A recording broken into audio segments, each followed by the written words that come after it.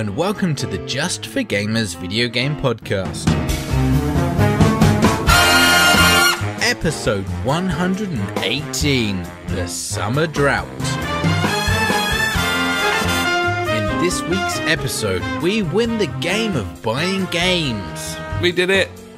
JfG Ash goes 59 frames per second.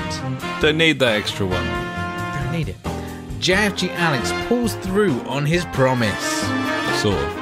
There's the age-old Dead Island Syndrome debate. And finally, we have some gaming investment tips, maybe.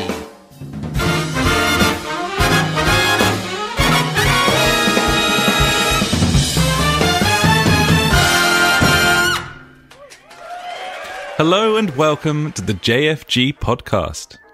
This is episode 118. My name is Alex and I'm joined as ever by my very good friend Ash. Hey buddy, how are you on this hot Wednesday evening? Yeah, we're back with the heat, the Miami Heat. Are they still a thing? I don't know. I don't know. With sports teams moving around so much and whatever, they might not exist anymore. Maybe it's the New Jersey Heat. Okay, we'll go sports team. We're back with the sports team Heat. Yeah, there we go. Nice, I like it. Yeah, we're back with the Heat right now, bringing it from Bases downtown. covered. Yeah. There's some phrases from NBA Jam. Yes. He's on fire. That's the thing. Shoots the hoop. He shoots the hoop. Yeah, that's me done. There you go. Yeah. Yeah, buddy. As always, good on a Wednesday.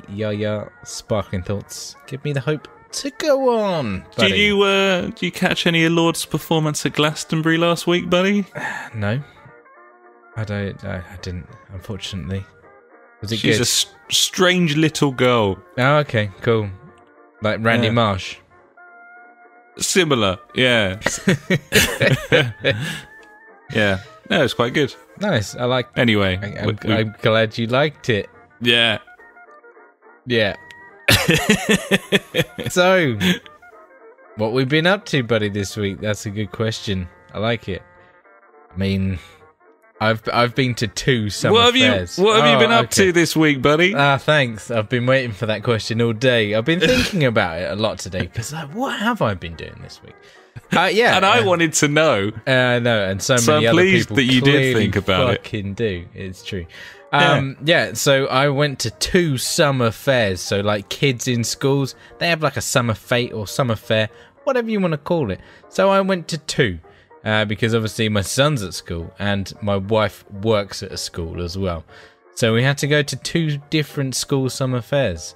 Right, so, and I know that at Easter the people of the north they make like this bonnets. Kind of bonnet. Yeah, I don't even. I mean, I brought that up previously in the podcast. I have fucking no idea, mate. And that's weird, obviously. Yeah. And I wonder if there are any other weird rituals that go with the Northern Summer Fair. I don't think so. I don't think there's like a summer. I don't know. Summer ragdoll. Like, or I don't know. Scarecrow, maybe. No, wrong season. Yeah, I guess. I don't know, but no. There was sunflowers. Maybe that was a thing. You know. I think that's more widespread. Is it? Okay. Unfortunately, fuckers. Fucking hell. Terrible. Yeah, mate. Summer fairs.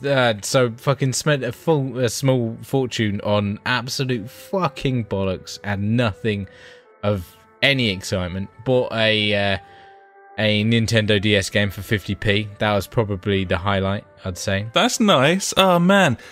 The days of going around boot fairs when you're really little, seeing like all the games and shit, that's wicked. There was some 360 games for 50p. I was like, fucking hell, I'm in it, I'm quids in.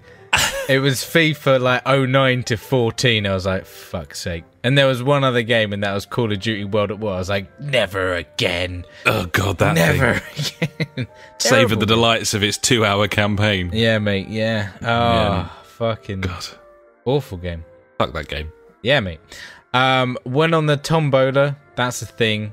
So you give them £1 and you pick out like 5 tickets, and if they've got like a 0 or a 5 on, you know, you win something. So had first go at this, we're like, I'm just gonna fucking cheat. I'm like, son, pick up that one. It's got a 5 on it. I can see it. So he picks it up and we're like, yeah, sweet, we've got one. I'm thinking like, Sweet bottle of wine or something. Fucking hand wash. Terrible. Not hand good. wash? Yeah, it was just some fucking fancy hand wash. I'm like, that's the Northern Fair thing. That's always the prize. The prizes are all hand wash, perhaps. Unfortunately not, because I saw an array of booze there. I was like, yes, sweet. Want some of this booze. Cheap booze. Quid. Had another go at that fair. Didn't win anything. Obviously, a day later, went to a second fair. Hit up the Tombola. Had a go. Didn't win anything. So, right, this is it. Final chance. I go. Give my daughter a quid. She goes up there. She picks out some. She's got one. I'm like, come on, booze. Caught me a marlin. I go off and do something else, and then she comes back and she's like, yeah, daddy, I got you this. I'm like, fucking sweet. Bottle of Brewdog. I'm like, yeah, buddy. Oh, that's better than hand wash. Yeah. I'm like, cool. Take it home, put it in the fridge, cool that shit down. I'm like, yeah, this is going to be my tasty treat tonight. And then, go to open it and realise, sweet, it's the non-alcoholic kind. That's fucking hell. Mate. Kick to the dick. Oh, it giveth and taketh away, my friend. I was so excited about it. I was like, sweet, that only cost me like £4. So for £4, I got like some hand wash and a non-alcoholic beer. I mean, and were you low? Were you low on hand wash in one of the toilets at the time? I will be at some point, I guess. Okay, so, well, I mean that'll be put to good use. You would have bought that anyway. So that's true, and it was a fancy one. So that's even better. Scented. As a fucking gift at a fair, I would hope it would at least be a nice one. Indeed, because it's a shit fucking price. It was terrible. Normally there's like loads of little games and stuff to play, but it was fucking terrible. Like there's normally where they drop like the rat down the drain pipe or whatever, and you have to whack it at the bottom. Yeah. I had to go on that. That was fun. But yeah, there was like hook a duck, and I was like, fucking, it was just like in this like little Tupperware box. I'm like, what is this? Like, at least get like some kind of like inflatable pool and pop it in there or something like that. It's like spring for a £10 paddling pool from Asda or something. And I was like, oh, poor show. And then like all the prizes were like a lollipop. I'm like, I've just like forked out 50p for a lollipop. I'm like, man, these guys are taking me for a fucking mug right now. It's not like it used to be. But there was one thing there, buddy. There was like there's like a blow up kind of like football goal, like massive thing, and it had like the speedometer thing on it. It was like, yeah, get your like speeds up there, and it had like age rating. There was like adult male. I'm like, yeah, this is me. This is my time. So like we paid for like 5 goes. So like my son had 3 goes, my daughter had 1, and then I was the final one. I was like, shit, this is it. Pressure time. Like literally just rocked up like after the baby woken up, got there. And then here it is. I've got to kick a football fucking real hard. Yeah, I got 62 miles an hour. I was like, yeah, fucking I nailed that. I don't know if that's fast or not. I was going to say, is that good? I don't know. I went straight to the top of the fucking table, but I don't know who was before me. It could have been like someone's grandpa or something. It felt like I fucking smacked the shit out of that ball. I was like, yeah. Well, that's what matters in the long run. Exactly, buddy. So yeah, if 62 miles an hour is a good speed for kicking a football, I fucking nailed it. Beautiful, beautiful time, buddy. Oh, it was a great time. Great weekend spent outside in sunshine and spending loads of fucking money that is pointless. Oh, Sunday though, went to the pub, standard, had a few pints, and thought, when I got home, it's probably a good idea to do a bit of streaming. I'm a little bit pissed. Let's do this, I saw this that this was something that you did, and how did that go? I don't know. I feel like it went fine. I won a few games. So yeah, I was streaming. We got on the Lawbreakers beta, and I was like, fuck it, I'll stream that. That sounds like fun. Played a few games of it. We'll talk about the game a bit later on. And yeah, I kind of enjoyed the game. I've since been back a couple of times during the week as well to dip my toe in, and yeah, it's a good game. I think I'm going to do a bit more streaming. Try and get some of them streams up, buddy. Really, should be good. Sunday night feels good for me. Maybe Monday. Who knows? Whenever I feel like it. Yeah, nice, man. It's a shame that been so tied up over the last few months that it's just been really difficult to get time to do the podcast and get enough gaming in that we just want. Try and get some games in general. It's fucking shite. But yeah, no, that's awesome that you managed to get on and do some of that. But yeah, we went to the stage where like I had like a capture card and stuff, and we were streaming it to all kind of places like we do this podcast right now. We stream it at Twitch, beam.pro, aka fucking mixer.com, and obviously on YouTube. But since getting the PS4 Pro, it streams at 1080 60, and I was just like, well, fuck it, I'll just plug my USB microphone that we've got now, the Blue Yetis, and just plug that straight in and then stream it straight to YouTube, which like was just a hell of a lot easier instead of fannying about on my computer and sorting all that shit out. I was just like, fuck it, this'll do. I don't think I'm going to do it at 1080 again, because it fucking spazzed out quite a few times during the stream as I watched it back. So I'll probably go for the 720/60 and see what happens there. And as we discussed last week, you're better off with your lower res and fucking high frame rate. Oh, indeed, buddy. We'll talk about that again later on. Yeah, we've preached, and now we're going to live by those rules. So I have been to VR Town, buddy, this week. Oh, shit. Yeah. In what form? In the what manner? cheapest, dirtiest way you can think of. And no, that isn't paying like £15 a game for a demo or whatever they were charging. I was going to say that certainly is. It was cheaper than that. It was at your greatest food store, Aldi. They had some fucking, like, God knows what they were. They were just like, yeah, VR headset, mate. Chuck your phone in it. £10. Okay. Pound, £10. And you got the old Pixel, haven't you? So and I was like, fuck it. You can do that. I've got Pixel, which is like, it runs Daydream VR. And I was like, fuck it. £10. I'll chuck it in there, see what happens.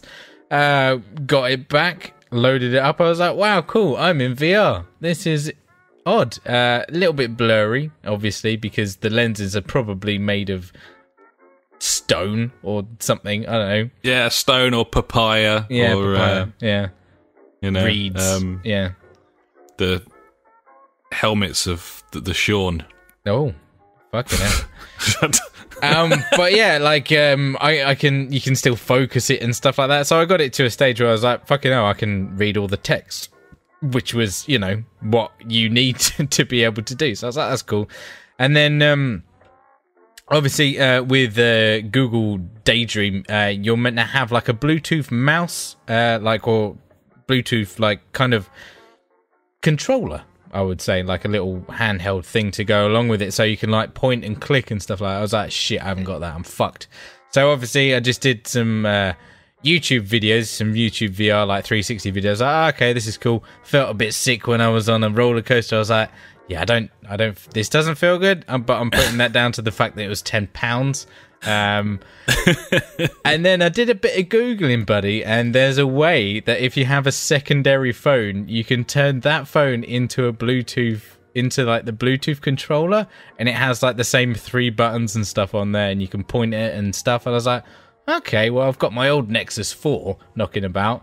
So, yeah, loaded it up, got the app installed. I can't remember what it was called. It was just like Daydream Controller something APK. I was like, yeah, cool, that'll do. And then, yeah, bish bosh, I was fucking away. I was there. I was balls deep in VR. I can now play like all like the Daydream games and stuff like that. I had a little go on one of them. Can't remember the name of it. But I was like, this is kind of cool. Shooting stuff. Little shooting gallery. Went on, what was it? The Netflix VR. I was like, this is totally pointless. I love it. Complete waste of time. Absolutely. Yeah. And then what else did I like? The Discovery Channel have got like a VR thing in there where you can go and do loads of other shit and stuff like that. So yeah, it was kind of cool. But I feel like I'm already done with VR. I'm like, cool, I've seen that. I don't feel like I mean if I had it as a big thing, I feel like I would not use it one bit. I feel like that initial excitement would be like, wow, cool, and then it'd be like, yeah. Okay, cool. I mean, if I can be bothered. I would guard against writing VR off with I'm not. £10 Aldi. And, I'm not writing it off, obviously. I mean, that's fucking retarded. But I mean, but you're probably not going to use that again, is what you're saying. No, I'll probably try and I'll probably use it later tonight, looking for VR porn, probably, buddy. Sounds like a plan, actually. I mean, I need to experience this thing. You know, dangerous game that though, for obvious reasons. Anything could happen. Yep. You know, I just won't put my headphones on. Probably best. Just leave it really loud coming out the speaker so everyone knows what I'm doing. Crank the sub. Yeah, fuck it. Yeah. Thump, thump, thump, thump. Pound. Oh, dear. Nice. I don't know. Like, I still feel like VR is obviously not there yet. And not saying that my experience with VR is complete shambles compared to anything else like out there, but I don't know. It seems cool. I'm still interested in it, but I think it's going to be a good couple of years anyway until totally agree. Solid comes out. I don't think it's that much for shambles either. If you look at the fucking paltry shite software that's supporting these devices at the moment, I don't think you were that far off of the sort of top brand stuff because there's nothing to fucking play on any of them. So exactly. Just ask Mel Gibson's Soul. Gibbons, buddy. I often think when we mention Mel Gibson's Soul, if this is the first time someone's listening to the show, and it's like, they're going to be really confused by that. But yeah, that's true. I'm not going to tell you. No, fuck it. Find out for yourself. Yeah. And finally, buddy, this week I have installed the YouTube for Kids app on my son's tablet because that's a thing apparently, which is kind of cool, I guess. So it's all like kid-friendly YouTube videos. So obviously he's found out that he can just watch Minecraft, and now he is in that subsection of every kid that watches Minecraft videos. Yeah. I mean, that's nice. I feel fine about it, yeah. So since then he's like learned loads about Minecraft, and I'm like, cool.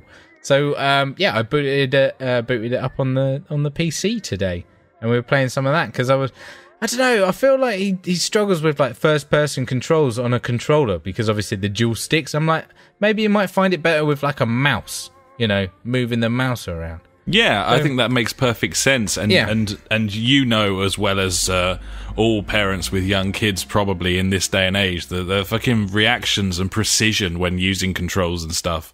Like if you've got something that their hands will fit, then they can be really dexterous, and exactly. It's a hell of a lot better. A keyboard as well, like, could well be much better for him than using a controller, which is sort of molded to adult hands. And, yeah, exactly. You know, and then also I've got that like 3/4 size PS3 controller, which I can plug into my PC as well, which is used previously and has enjoyed, which is very good. So yeah, he's getting into Minecraft. I don't know how long it will last or if it will last, but yeah, I'll take advantage of it while he's doing it, mate. It sounds cool. Yeah. Fun.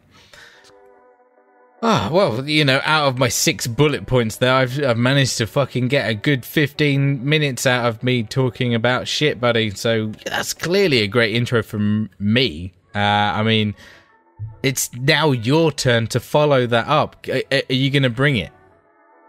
That'll be like 3 minutes, mate. Just okay. Sorry, mate. You know. Yeah, no, what? I don't know. I bit of work. Yeah. So, been like, fuck, man, you know. Fuck my life. just honestly. Right. So, yeah, I was touring around Brighton and Hove putting routers into care homes for the last few days. Fucking sweet. Any hotties at them? Any hotties at the care homes? No. No. Yeah, so that was fun. And yeah, with that sort of hanging over me all weekend, I wasn't in that much of a mood to party, let's say. Pants party. I did take advantage of the fact that, for starters, me and the missus hadn't had a day where we just like chilled out for ages, like just knobbed about, you know, nice. watching shit, playing games. Doing nothing. Getting takeaway, that sort of thing. Beautiful.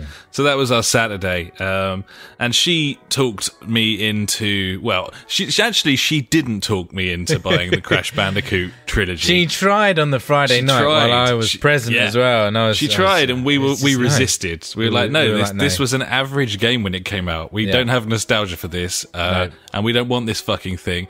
And just flat out, and you being nice, you like sort of half caved and were like, no, we can get it out of credit or whatever, and maybe she chip in.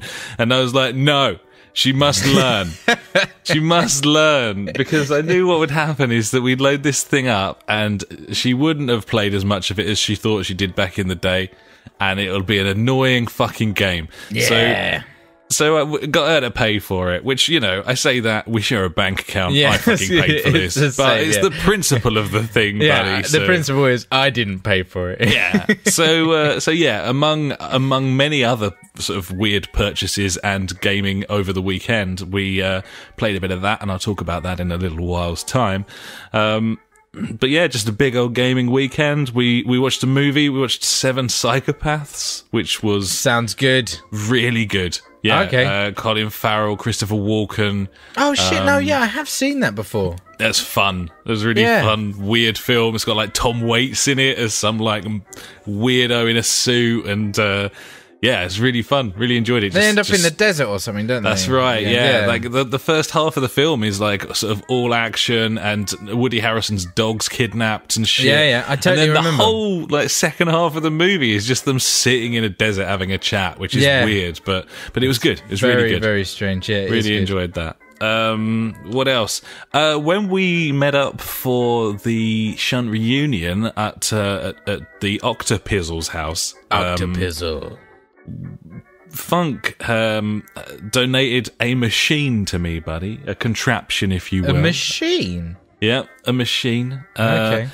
I've obviously went into my Gino D'Acampo books, buddy. Got all his books, do all his cooking and that. And loves it. And I got, for Christmas, I got the pasta book, the pasta making book. Haven't been bothered to do that up until this point because... I didn't know how. I was scared of it, buddy. I was scared of change. It's new things, mate. Daunting and effort and terrifying. Either way, Funk had a pasta making machine which he didn't want anymore, and asked if I wanted it, and I was like, "Fuck yes, I do." And so yeah, I made some pasta on Sunday, buddy, for the first time in my life. Beautiful, buddy. And that's really fun. Apart from kneading for 10 minutes, which is tiring. It's tiring, it is, yeah. But yeah, it's really good. Just like sift a load of flour onto a worktop, build a well in the middle, put some eggs in there, turn it all in on itself, make a bit of a sort of, and then just roll that all together for like 10 minutes. And then that's basically it. Like a bit of salt in that as well, and then you just flatten fuck out of that with your hands, or a rolling pin if that's how you choose to live your life. And then, just chuck it through this machine. It's got like a couple of rollers, and you can change how far apart the rollers are, so you can make like flat sheets. And then it's just got a fucking pasta fucker at one end, where there's like three different like things that you can just feed it into, and you just turn a cog, and it just comes out as spaghetti or whatever you like. And shit, yeah, it was great. Really satisfying making a like proper Italian pasta dish. Italiano. Like from scratch. Sorry, trying to get that racism back. Oh yeah. Oh Mario, what are you doing? That's a spicy meatball. You love it. Come at us. Yeah, so it was just really nice. Went pretty well. I think I used a little, not quite enough flour for dusting at the end. Some of it got a bit stuck together while it was in the pan boiling. You live and you learn, buddy. You make mistakes to grow and learn from them and improve yourself. And that's what I did that day. You improved. You leveled up, buddy. I did. Achievement. Nice. Yep. Unlocked. Achievement got silver, nice. Gold next time perhaps. Trophy. And then onto the platinum at some point, Just a quick question for listeners. What do you call achievements and trophies? We call them what do we call them? Trophios and Akimons. Akimon. Yeah, well, like, I don't think anyone else in the world calls them that. But yeah, what do you call your trophies and achievements, or whatever they're called? We deliberated over Trophio for some time and settled on it because of Rufio from Hook. Great name. Trophio! Yeah. Yeah, that'd be good to know, actually. Yeah, get in touch, buddies. JfGpodcast@gmail.com. And I'm putting it on let their us know. toes. You see that? I'm switching it up. Fucking, it's on you. It's on them. You. Yeah, you. So yeah, that's me, buddy. The only other thing that I did was I got on old stockinformer.co.uk and heard of it. had my eye on a SNES Mini. Is that because you really want one?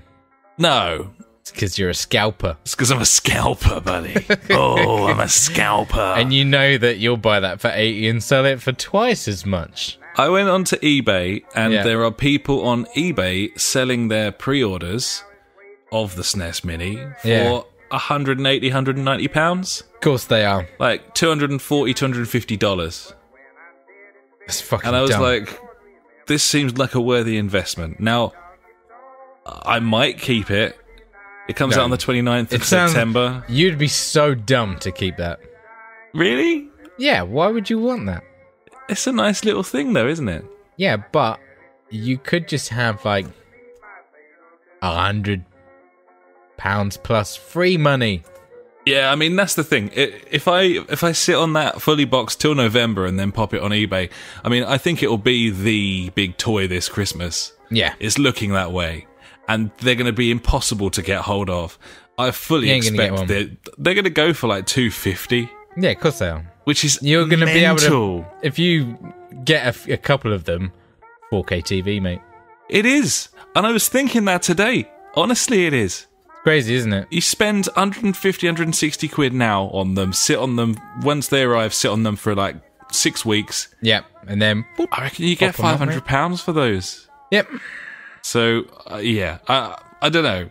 You know, it's not like I'm starting a business or depriving loads of other people necessarily, but I suppose I'm part of the doing problem. what other people do, though, buddy. Yeah. You know, it's what they do, and someone's got to do it. So why the fuck why shouldn't we do it? I still kind of want to keep it because Well, I think... buy 3 then. I think... Because then you've paid for your own thing and you've still got some cash left over. It does involve some fiddling about with accounts and stuff, as we'll get onto in the news, to do that. That will happen. But either way, I've got one. I've got one secured. Safe. Had the foghorn stock alert on at work today, and just forgot that I had my Mac on like full blast. So we're all just sitting in the office, like 6 of us, and then suddenly it's like, honk, honk. And I'm like, oh shit, buddy! It's this fucking is not a drill. It's on. This. Yeah. Now I don't want to poop on anyone's parade here, buddy, but it is worth noting that of the 6 of us in the office, 3 of them bought one today. Nice. Well, there you so go. they're not that hard to get, are they? Because, no. That's we all... the fucking stupid thing is, like, it's like when any kind of console comes out, everyone's like, oh, fuck, we can't get one. We'll just pay money on eBay for them. It's like, well, no, you just fucking get a website, sit on it for a day, and then wait for that website to tell you when somewhere's got stock and go for it. But we're relying on the idiots who don't know that to. Well, exactly. But they're fucking. That's why they're idiots, mate. And they pay like 3 times the amount for these things. They hate money. That's their problem. Yeah, they and just our hate gain. it. Yeah. Well, anyway, I've got Retails. one on the way, and we'll see. I've got plenty of time to think about it. Yeah, that's the thing, buddy. Yeah, no bov. So yeah, is that a payment up front, or is it a little cheeky deposit now, or what was the deal? I didn't even look. You were just like, fuck it. I didn't even look. I was just like, fuck it, I'm buying this. And if they take the money now and I'm down like 80 quid for 2 months, then fine, because I know I'm going to make it back. And if I decide to keep it, then that money's gone now, and I won't have to swallow it later. Yeah, exactly. I didn't even read the small print. That's I just why went I've for still it. got my original PlayStation and also the Pro, because I was like, well, I've bought the PlayStation Pro now. Why? Like, I don't need to sell the other one. I've already paid for it. Why shouldn't I keep both? It's so dumb. It's weird how you sort of justify things in your head, isn't it, when it comes to money? But fucking retarded. Either way, there we go. I got one, so cool. And you can get one too by doing what I did. Yeah, just having some common sense. And not there you go, being a retard. There you go. Basically. So yeah, so that's me, buddy. I think that's you as well. We should probably go and talk about some fucking video games, seeing as that's what this is about, buddy. I don't know if you were aware. Shit. This week's topic. Yeah, this week's topic. And we're not sure about next week, but this week, at least, the topic is video games. I love video games. I would literally play them all day if I could. That's what I did all weekend, buddy, and that's why this next section is going to take some time. Oh, it's going to be a lengthy one. Oh, yes. Oh, yeah. So, do you want to kick things off, buddy? Yeah, sure, buddy. I've played loads of games, but you've also played the same games I have. So, I have nothing really to talk about on my own. Well, let's just talk about everything in one big mixing, melting pot of joy. Sure. I mean, I think there's one thing that we need to talk about first, and that's some sort of promise you made last week. I did. I made a promise last week. How did that go? I would be lying if I said that I played for 2 hours, but I certainly played for more than one. Oh, okay. Nice. So there is that. I made it through the old tutorial-y bits and bobs, and I've played a few games. And it's Hearthstone, isn't it? It's a card game. I mean, obviously Hearthstone copied Magic rather than the other way around. But the extra mechanics that are in Magic, I really like. Okay. I really like the whole having to put land down. I can't remember how much you played of this. Did you just sort of dip a toe in? Yeah, I just did the tutorial. Right. And then by that point I was like, nope. Yeah. No, Funk's always kind of maintained that Hearthstone's for fannies because there's just not that much going on in the way of mechanics. It's just totally the be-all and end-all of your decks, and it kind of... And I can see from... And still, like, as Funk said last week, like, you need to pump hours into this to get the full, like, dorkish enjoyment out of it. Yeah, you need to understand all the dynamics of the game. You need to know how to play the game. Well, what you need to do is you need to lose, like, many times and work out why. And that's how you start sort of working your tactics out. And I haven't really got to that stage yet because obviously it kind of eases you in. But the extra mechanics that are involved in this game over something like Hearthstone are really interesting and not difficult to understand either. It makes sense. But yeah, the sort of the mana stuff I really like. And again, it makes sense. Like, I just feel like this is more like a physical representation of a battle rather than just a card game. And what it makes me think is that naturally when there are more tactics involved in the game, there's more wiggle room for expert play. There's more wiggle room for interesting, nuanced tactics and stuff. And the hand that you are dealt is not the be-all and end-all of whether you will win or not. And I think high-level Hearthstone players would argue with me there. They would say it's not all about your hand. But I think for the most part, for the sort of average person who plays these sort of card games, the deck is so important. Like, it's more important than probably anything else. And I just think with Magic, there's more wiggle room there for good play, good tactics, interesting fucking just mechanics. And the land is a perfect example. Like, the idea of, like, laying land down to allow you to lay like heroes down, and then that affects kind of the way that the whole game works and the way that those cards are placed to the side and everything.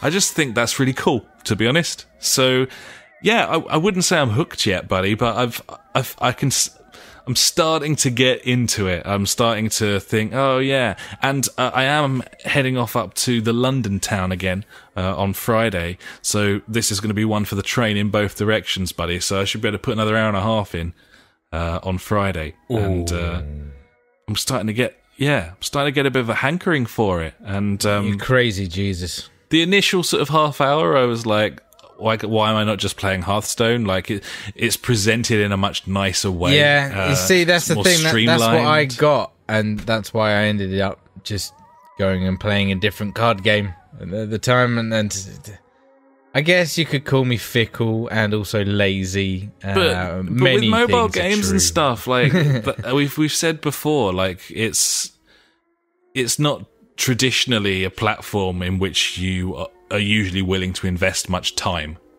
Exactly. And this thing could do itself some favors by presenting a little bit better as well. Like the voiceover for the tutorial, like just some like California like babe woman or whatever. Like it just sounds ridiculous. I loved it. I just think it's weird. It's like great. all of the like incredible voice acting that they've got in something like Hearthstone and even the Elder Scrolls, like it's just presented so much nicer than this. But as we know from the many sort of sports games and stuff that we play, presentation isn't necessarily everything. It's not key, is it? You know, in these things, it comes down to gameplay. And like from what you've been saying, this game has got depth if you put the time in. And that's the key.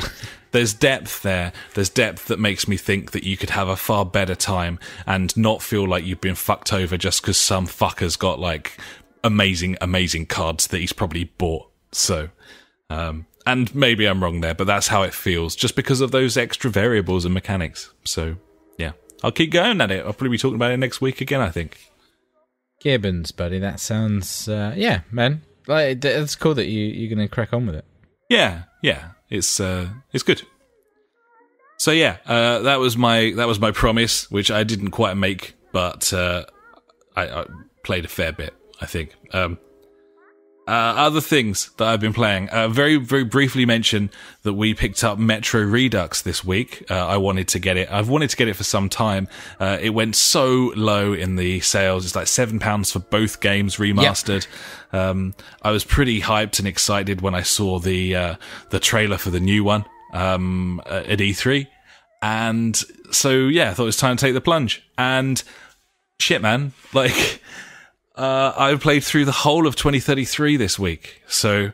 That's impressive. It's been a long time since I've gone through a whole game like that. I think I've got about 3 hours into it now. Yeah, and I don't want to spoil anything for you, so I won't go into like depth about the story or anything. No, obviously. But what I will say about this game is it's a good game, it's not a great game.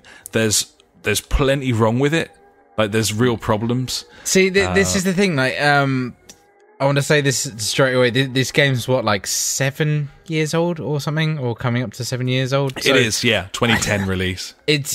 I found at face value, I was like, oh fucking hell, this game is like there's like a lot of things wrong with this game, and then I was like, oh wait, actually, probably for the time, this was actually fine in a way. Yeah, like, you've got a point. Acceptable. You have got a point.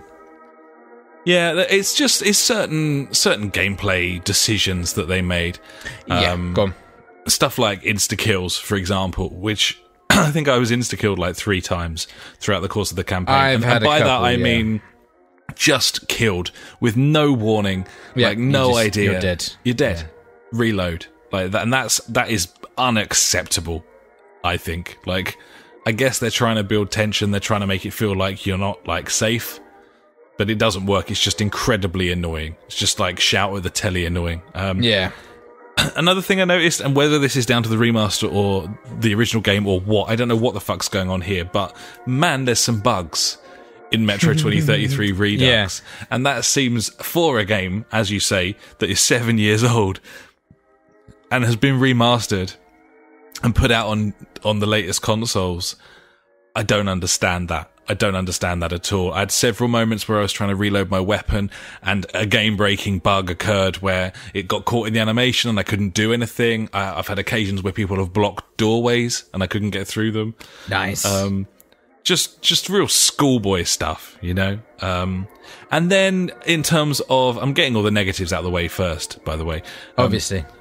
Negatives like some of the decisions, some of the levels, some of the enemies...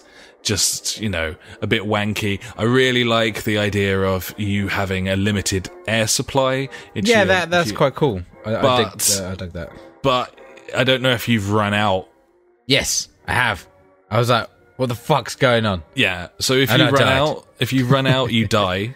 Yeah. And if you are in the late game and things are scarce and you're on one of the higher difficulties, you die and it reloads to a situation where you are still going to die. Yay. It's like, what are you going to do? So there was a moment, like second to last level, there was a moment I was climbing this tower and I had 1 minute of air, and it was supposed to be a really tense moment where I'm going up the tower and we don't know if we're going to survive and we don't know if we're going to get to the end game. And I died halfway up and I couldn't find any supplies, and I looked around all of the rooms and everything and there was no sign of any filters that I could put in. Yeah. And I died, and I died, and I died, and it just kept reloading me with no extra supplies. Like, and I'm like, is this it? Like, have I got to go to a new game? Like, what the fuck? And in the end, the only way that I could complete the level was to speedrun the fucking thing, removing all tension, like completely ruining the level. And it was a sort of an end game moment where I should have been like crouching behind shit. So in the end, it took 3 attempts, I think. I just had to speedrun it, just sprint all the way up this tower, past enemies, jumping enemies, like completely avoiding everything, just because otherwise I was going to die. You were going to die. Just to make it to this cutscene where as soon as you enter a cutscene, your oxygen supply doesn't matter anymore and you survive.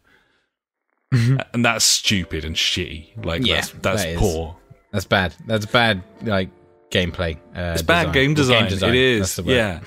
but I respect a lot of the decisions that they made. And for the most part, it was a really sort of deeply immersive experience. I played it with the missus alongside me for a lot of it, and she found it really enjoyable. Like, she said it was like watching a sort of dark movie. She thought it captured the sort of somber, kind of tense mood that The Last of Us kind of created, and that's a huge compliment. Yeah, definitely is. It's just a really interesting environment. Some of the voice acting is a bit sort of pastiche of Russian, but at the same time, like, the script's really funny sometimes. Like, there's a section a little way through where it looks like you're about to be executed by some guys, and then the camera kind of looks round to the side of them and you can see like some goodies coming up behind them, and these baddies are like mocking you and taunting you and everything. And eventually they get offed just before you're killed. Obviously. And the guy's like, that's one thing you can say about the bad guys, is they never know when to fucking shut up. Like, you can always rely on them like chatting away rather than monologue. Yeah. Nice. So, no, it's quite self-aware. It makes some great decisions. I've made it all the way through. I really enjoyed it. The ending was decent and interesting, and I've moved straight on to the second game. So I must have enjoyed it a lot, because I've played 12 hours of 2033, and now I've moved straight on to Last Light. Nice, Last Light, yeah. Cool.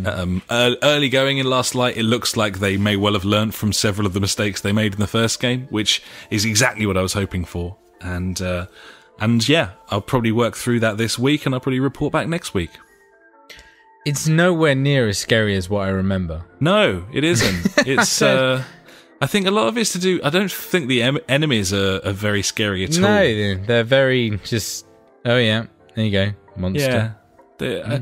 It's not, I didn't find it frightening, really. A little bit tense in places, but, yeah, the enemies in 2033, I think it shows its age a little bit, because you can only remaster something so far, and the baddie sort of models and stuff, they clearly show their age. It looks a bit stupid, so maybe that kind of takes the edge off of the fear factor a little bit. But yeah, Gibbons. How bad or how shit was the controller sensitivity? Man, what is that all about? When you first loaded it up. Jesus. Oh, man, seriously.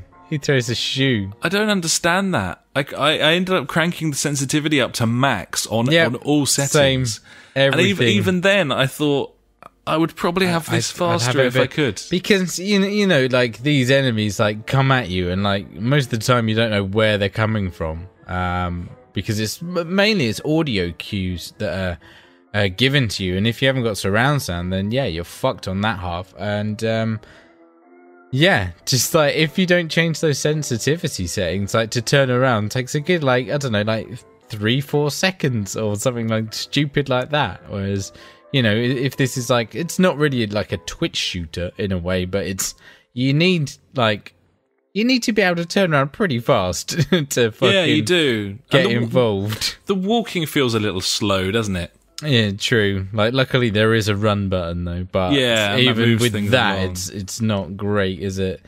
Yeah, I mean, I've thoroughly enjoyed my time with it. I love the fact that there's like stealth sections in it. And they're good as well. Yeah, they are. Apart from the fact that you can walk up to a guy straight to his face and he still can't see you sometimes. That occasionally happens. Very strange. It's very forgiving on the lower settings in terms of I creeping think past that's stuff. mainly what it is, yeah.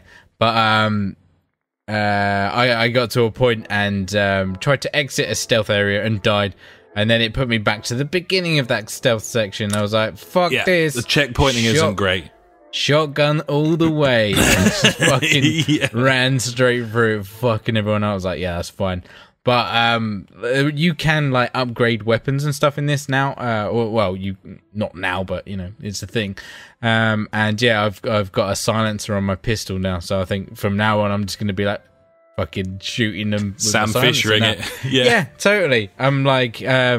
It's cool because like you can go through and like either knock them out or kill them, so you have got that choice. Like it didn't have to give you that choice, but the fact is you have got that choice because obviously you don't want to hurt your fellow man or whatever. I guess in this game, like it's all about fucking the survival of mankind, and you know if you're there killing your own kind, then you know that's not great. You're part of the problem. Yeah, exactly. Absolutely.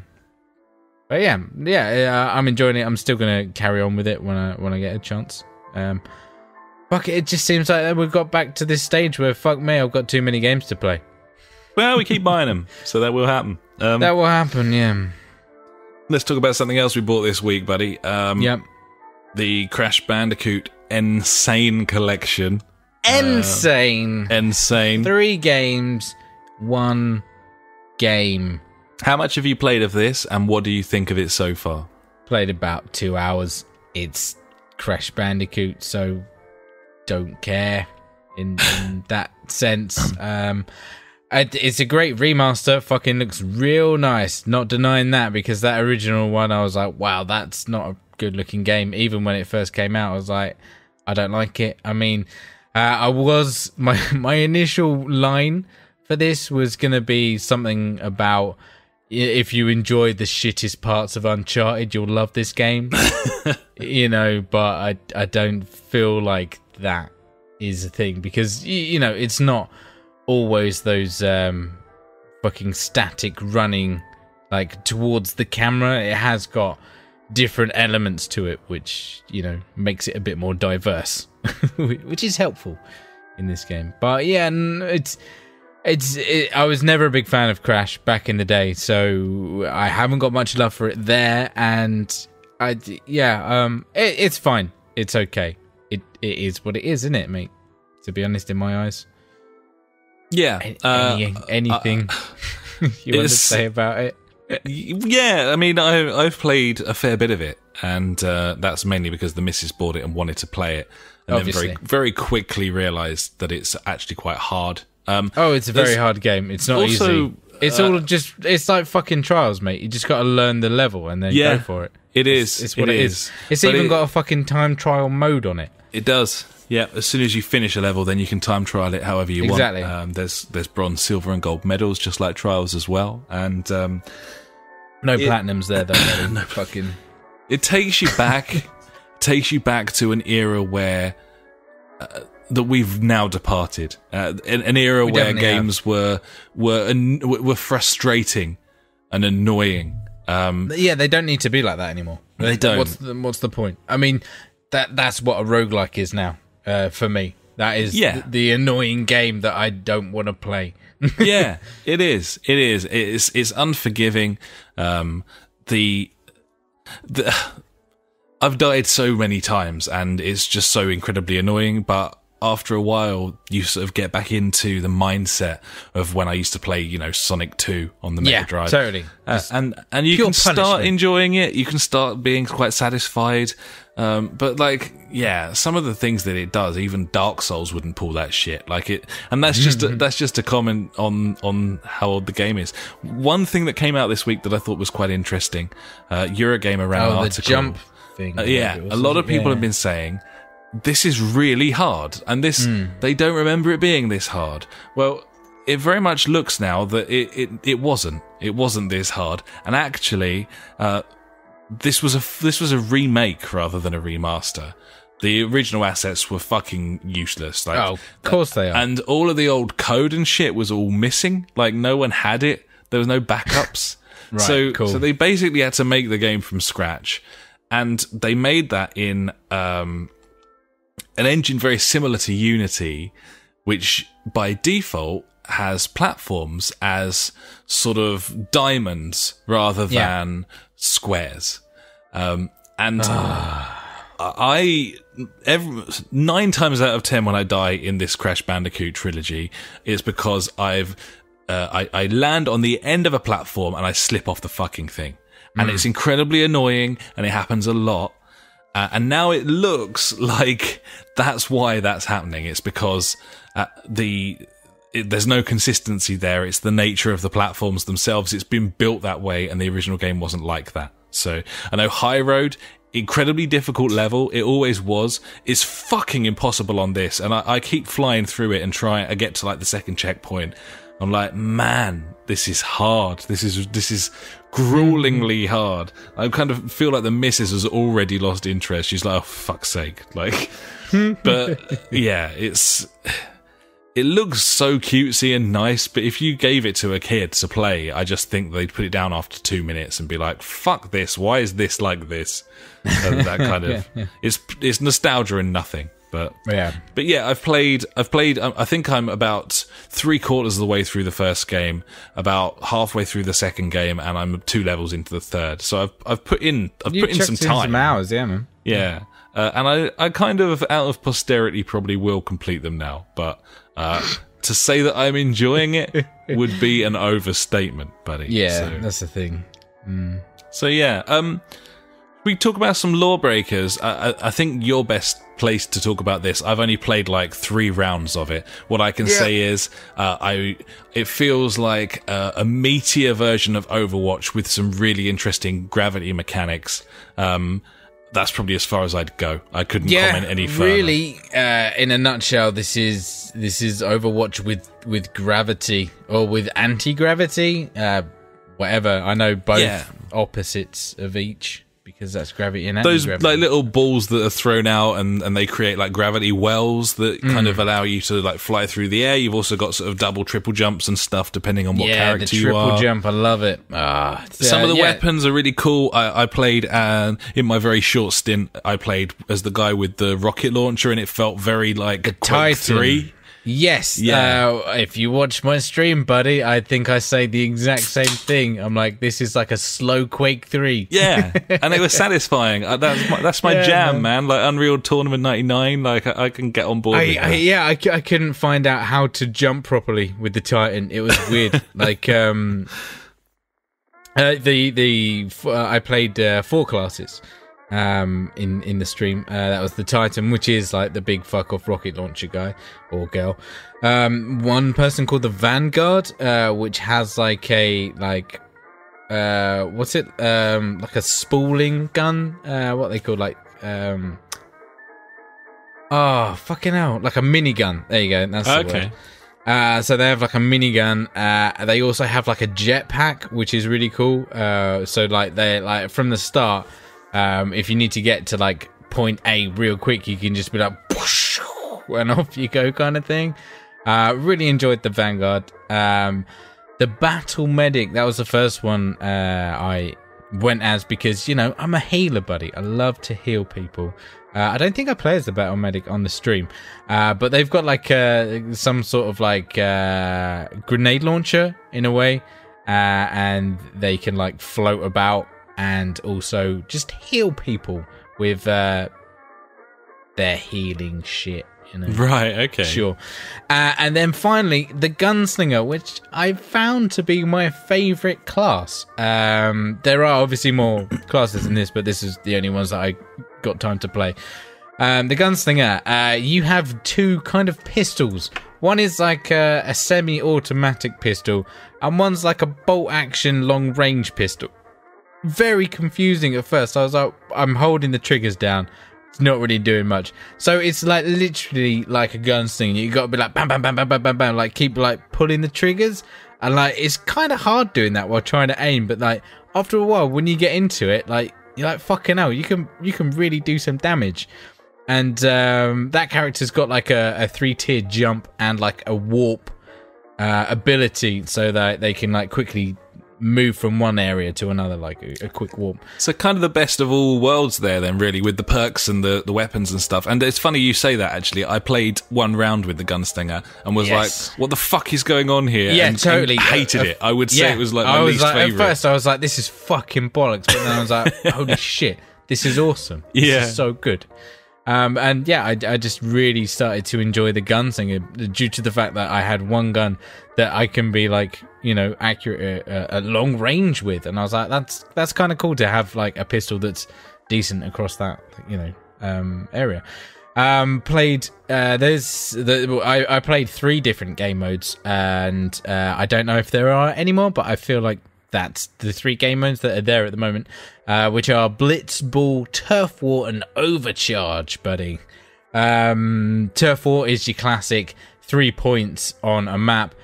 If you get, you know, I think there's like 5 rounds, and then it totals up like how many sectors you've like been able to keep over those rounds. So it's not like the game lasts 5 minutes and you have to hold them for as long as you can. It's like literally as soon as all 3 points are captured, whoever has like those points get like 1 point for each. So there's 3 points each round, and then they all get totaled up at the end, which is kind of a different play on that, which is cool. Overcharge, which is in the middle of a map, there's a battery. Go pick it up, take it back to your base. You've got to charge it to 100%. While it's there, the opposing team can come and fuck you up and steal it and charge it at their base. First one to 100% wins. Yeah, it's capture the flag, but there's one flag and it's in the middle. Yeah, in a way, but the fact that like the flag, you have to protect that flag in your area. Yeah, kind of thing. Now, like the one that is more like capture the flag, but the switcheroo is Blitzball, which I kind of really enjoyed. I don't know why. It was really quick paced. It was like literally get to the center, pick up the ball, take it to your opposing team's area, pop it in the little circle, you get a point.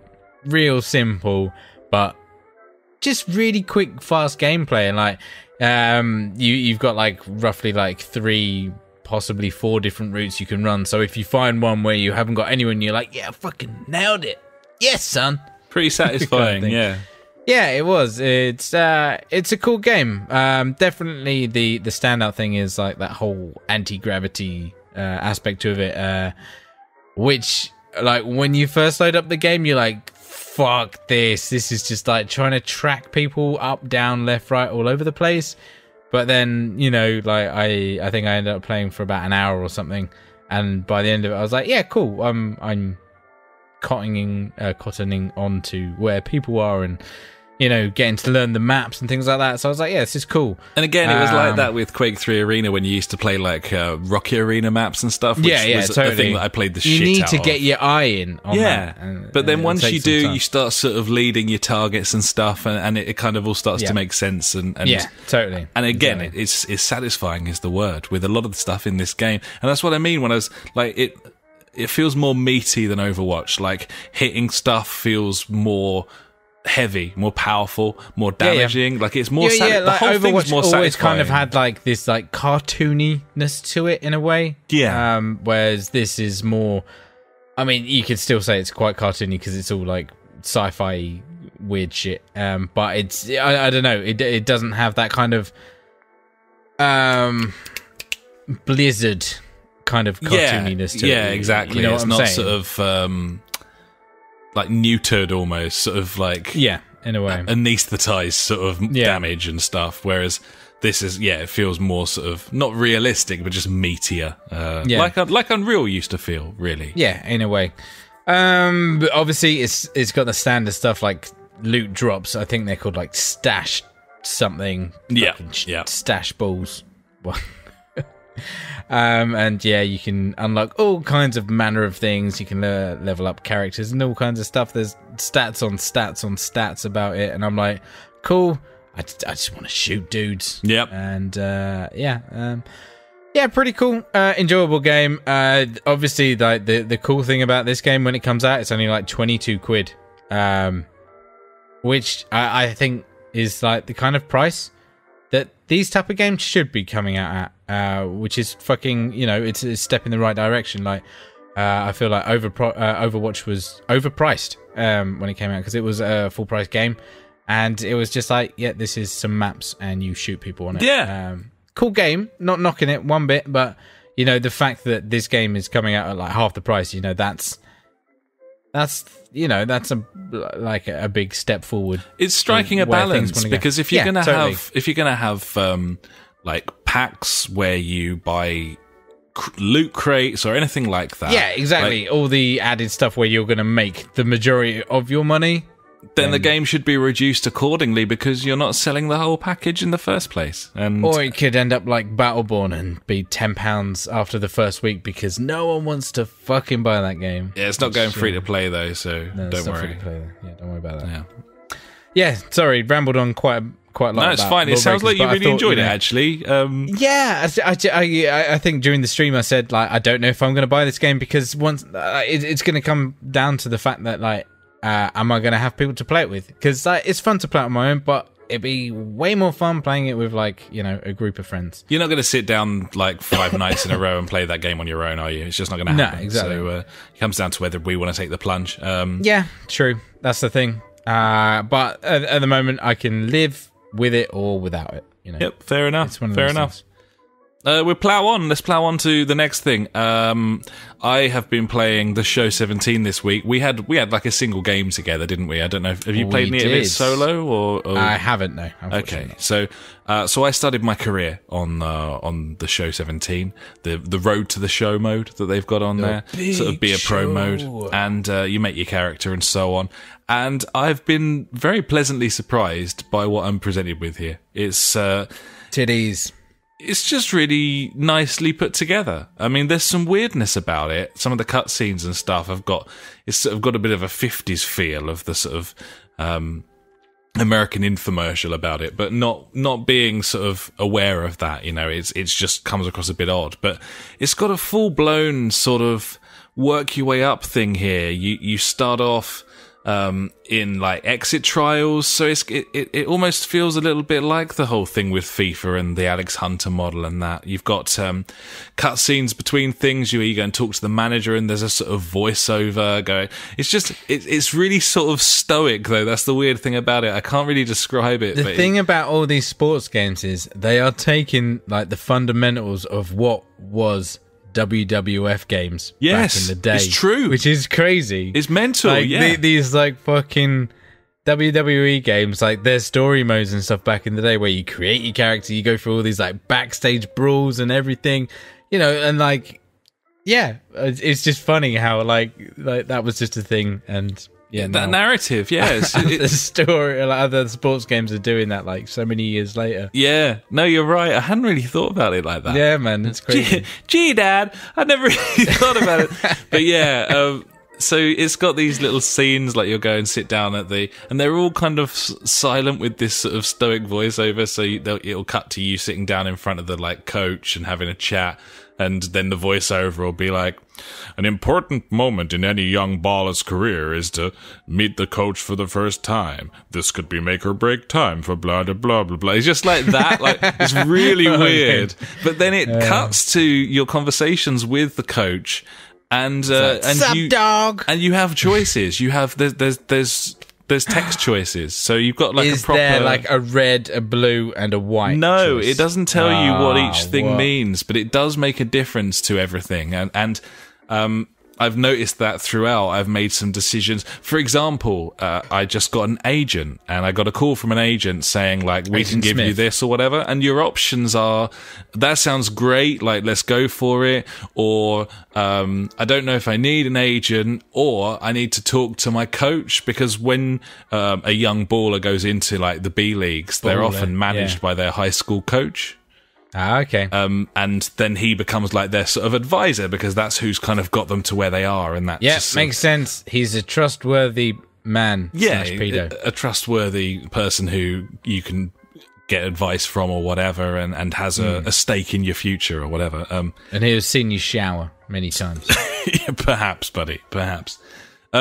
Yeah, so you get this agent call, and you can make different choices there. You can take the agent on straight away, and then like your advisor's like a bit pissed off, and that can kind of affect prospects going forward. Or you can say, I'll consult with the advisor, and it seems to be affecting opportunities I get to go to different teams and stuff, depending on how sort of responsible I am or sort of flashy I am. Reckless. And you don't give a shit, do you? That's cool though, isn't it? Like, that's really man, cool. Totally. Yeah. So yeah, it's just a case of ticking my way up, and obviously the way that they do this, you're controlling one player, and it's baseball, so you're either fielding a play or you're batting, and you can turn the amount of opportunities, like fielding opportunities, that you get like on and off. I quite enjoy it, so that's fine. I leave it on, but then it cuts through. You'll do like a 5-game series, and it'll just go from match to match to match. And between each game, it just brings up the end game menu, and you can click go to next match, chuck your training points on that you've earned, and go on to the next game in the series. It's all very slick. It's all really good. I'm really getting into it. I've got my character up to like a 72 now overall. And just really fucking enjoying it and excited. Like, I'm still playing for like the feeder team, the B team. I'm closing in on the end of the season, and it looks like I'm going to get promoted to the A team of the LA Angels. And I'm so pleased we got hold of this. You're getting promoted to the A team? Yeah. The very same Peppard, Mr. T, the face. They're all going to be there, buddy. Fucking out the park. 450 yarders. No problem whatsoever. Beast mode. Yeah. So there you go. So that's the show. Nearly there. Fucking sports games are so cool. They're awesome. We've been playing NHL 17 again. That game is fucking brilliant. I love that. Still trawling along with my Be a Pro Chumbo. I think he's called the Bear or something. Yeah. I think that's what I called him. And I've been playing some friendlies on there this week just to keep my eye in, because obviously we've been playing so many games, I didn't want to sort of fall out of it and not go back. We are still learning that game after all, and you know, games that are a little bit complex, if you put them down for too long, then you're liable not to go back. So yeah, I've dipped into that. We also played some Diablo 3 this week, didn't we, buddy? You dropped back in with me and the missus. We did. I'm enjoying it. I even went back to it solo, and I was like, oh shit, if I play it solo, then I'll be ahead of you. So I was like, no, I can't do that. Yeah, no, we're tied in now. We've got to play it together. The missus needed to go to bed, so we turned it off. Like, we've been pretty diligent there. That's what it is, and I'm thoroughly enjoying it. It's really cool. Yeah, great game. It's only taken like 3 years since we bought it to fucking play it. Yeah, man. Cool. To think that game wasn't that game like £65 when it came out on the store? It's only ever been on sale that once. It's crazy. It's nuts. Yeah, man. So like in the long term, we saved money, you know. Yeah, buying it when it was on sale. It's true. It's weird to say, but it's true. Yeah, man. It was a great investment at the time, I think. Full-blown gibbon. Actually, that's a lie. It was on sale again the other day when that the Necromancer DLC came out. Oh yeah, they're just trying to get some more people on board for the new pack. Yeah. I haven't really looked into that Necromancer thing because all of a sudden I've got into the base game. We need to get through. What was there, like 5 acts or something? I think. Yeah, I think we're like 2 into Act 2, something like that. Yeah, we're just into Act 2, so yeah, we got a bit to go. Well, we might fancy that DLC when we get to the end of it. We'll see how we go. See what happens, mate. Fuck it. So finally this week we had another co-op game night with the Octo Pizzle and Funk, and and we played some GTA 5, didn't we, buddy? And we were intended on playing some GTA 5 because, of course, this whole bunker arms race DLC has come out. But we haven't actually played the game in GTA Online mode since the Motorcycle Club DLC came out, which is far more affordable. If you aren't spending money on shark cards, isn't it? If you're not actually chucking money at this game.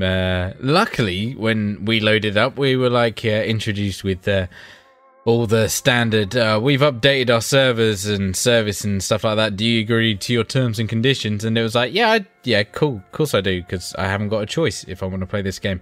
And then it's like, hey, you've got some bonus money. And how much bonus money did you get, buddy? Firstly, how much bonus money did you get, buddy?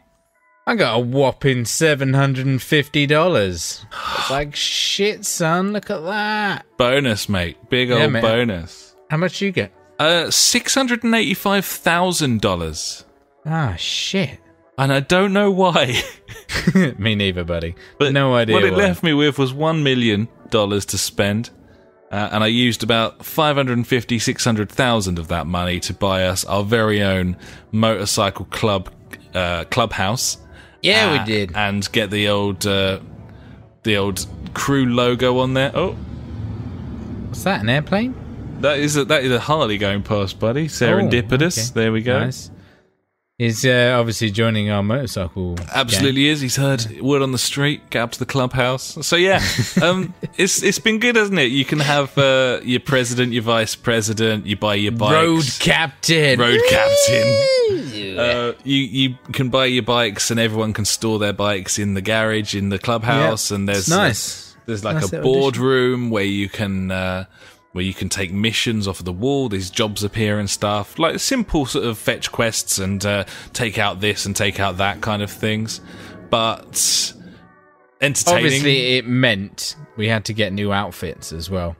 Yeah, and that took up quite a portion of our time. It took a while. I went all America. Yeah! And, being the day after Patriots Day or whatever it is, Independence Day. I don't know this day. It was something. And so I went all out America. Did the double denim. It was a good look. Fucking sweet as the proverbial, buddy. I liked that look a lot. I went for the old, I suppose the classic biker captain with the sort of slightly different coloured sort of worn leathers and stuff, and the cowboy hat, of course. Like it, and then we had to buy some sweet rides. Certainly did. Got myself a trike. I tell you what, fuck me, it got me straight back into GTA 5. I was like, I just want to play this game. Wasn't it fun? More. It was so much fun. Part of me even thinks, because part of this, the adversarial modes or whatever it is, you have to play it online with numpties, buddy. And, I'm thinking, maybe we do that. I don't know. I would like to do that, and I'd like to think that would be fun, but I know that it will be shit. I know. I still think I'm willing to give it a try to prove that. I think we should try it once.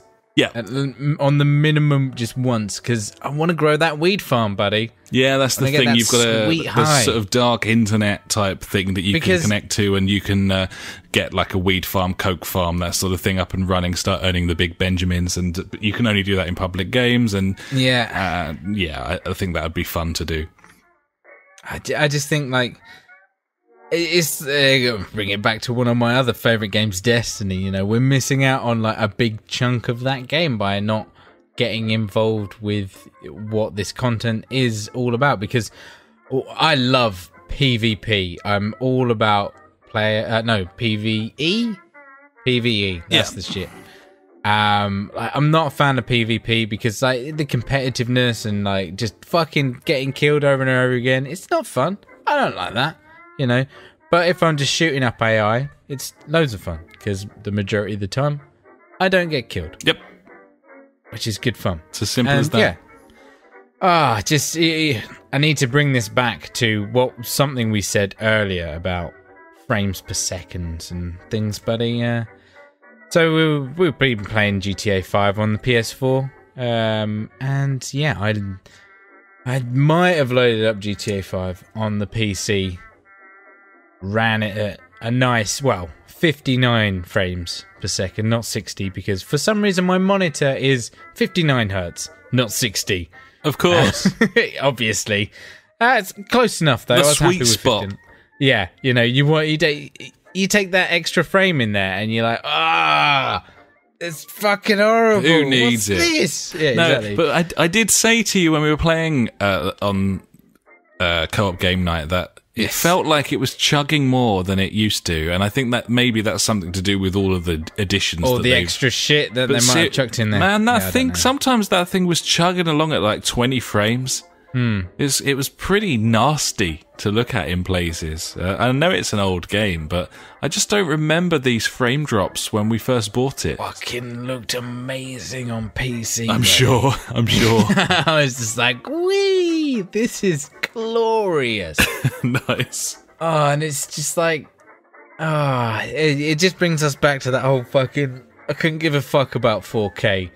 I just want a really good frame rate. Yeah. You know, because like GTA 5, I was running it like medium settings or something, not even like super high or anything. I was like, it looks good enough for my eyes at this, on these settings, but it's just running so smooth. And that's all I want. I just want a nice smooth game, buddy. Yeah, absolutely. In the end of it, it's just upsetting. Yeah, it is. Yeah. Well, I think we'll play some more GTA. We'll grin and bear the frame rate for the huge enjoyment that we get out of the DLCs. Yeah, I totally agree with you though. Like man, that frame rate's so important. It seems these days. Yeah, I care more about that than pixel count and stuff. Agreed. Let us know what you care about in video games. Yeah. Or do you just not give a shit? Yeah.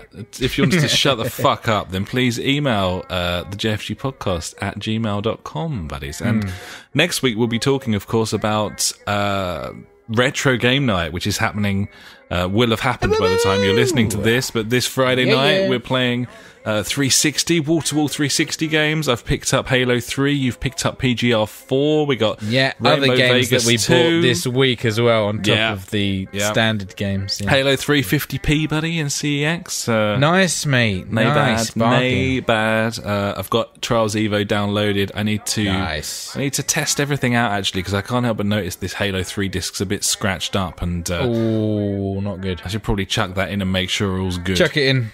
Yep. Do it. Fucking, that'll be good though. Good to talk about that next week. And what a bumper fucking selection of games. This is what happens when I don't go out. Yeah, man. Seriously, way too many games, and all of them pretty much brand new. Yeah, or that we have bought in the previous month. Absolutely. There you go. That's how it's done. What we do. Yeah. No Persona 5 this week, buddy. No, well, everything's getting in the way, isn't it? I'm worried that's it. I might be done now. Maybe I'm not going back. I'm worried about it. That can happen as well. That can happen. I know. It will happen. It's a look at you with danger. Metal Gear Solid.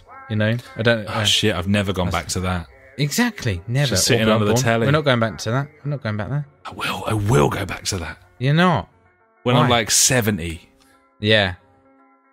And you buy like a PS4 Mini for $80 or 80 quid, and you sell think, it at I'm going to Christmas. sell this at Christmas, but you don't. But I don't. It's got Bloodborne on there. I don't think I'm going to sell that fucking thing, man.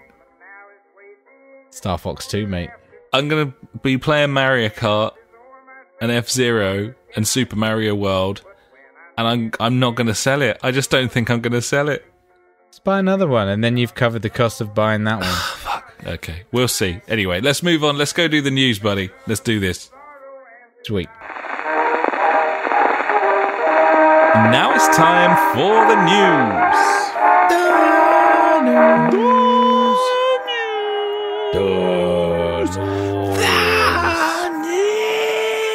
Fucking news. I always feel like I'm some sort of old Japanese man when I do the news. I'm like, yeah. A little bit Bundaroo.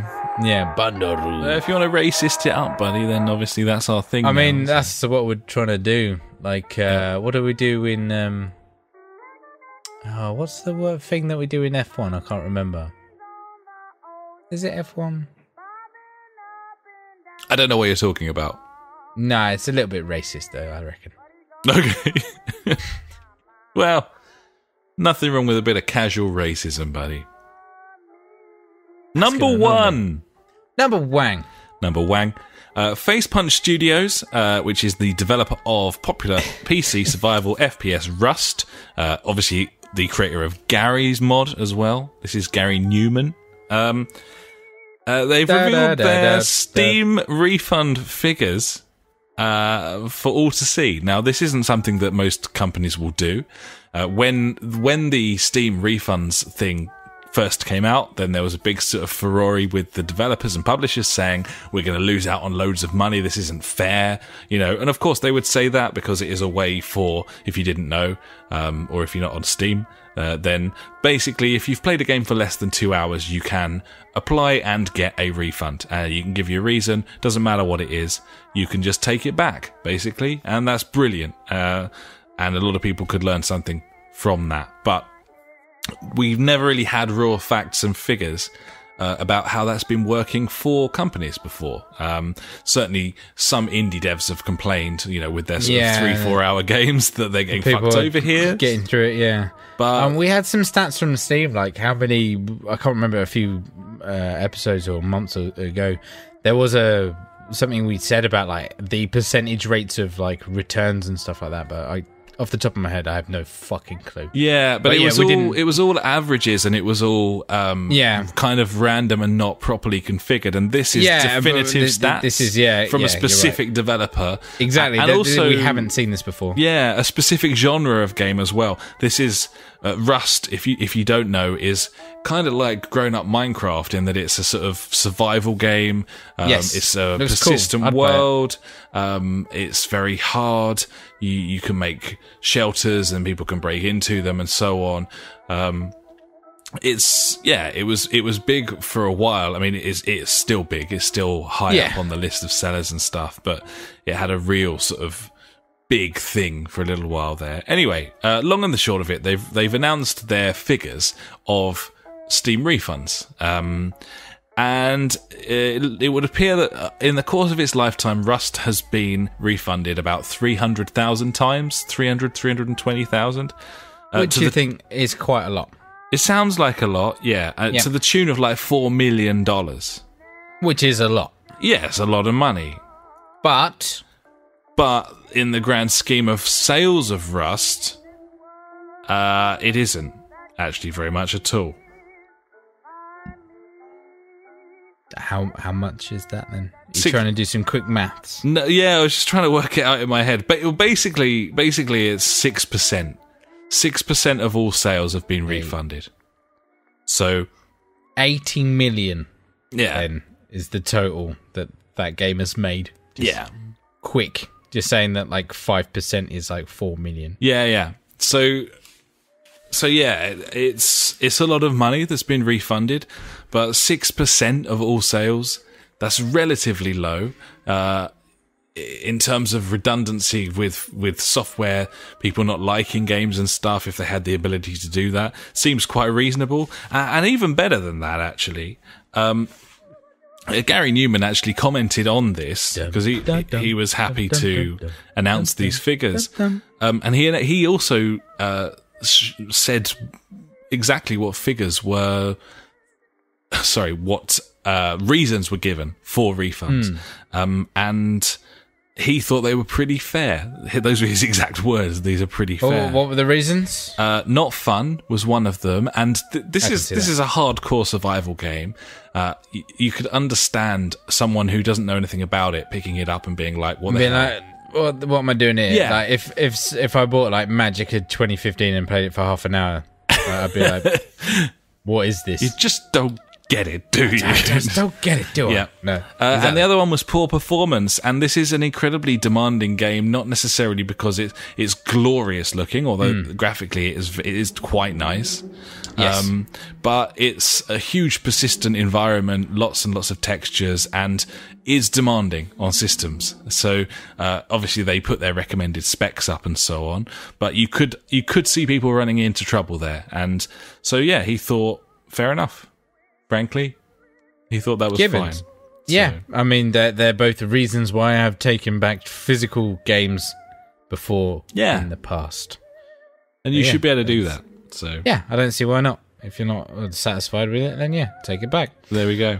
Mate, there's Just to let you know, mate, I've remembered the slightly racist remark that we say in F1. And it's when we hit rich mix on the... so you can change the mix of fuel. And you can turn it up to rich mix, and I always say richo mixo. Oh, richo mixo. Richo mixo. So it's slightly racist, but not, there's nothing to it. Who knows? Who knows what racism is these days, buddy?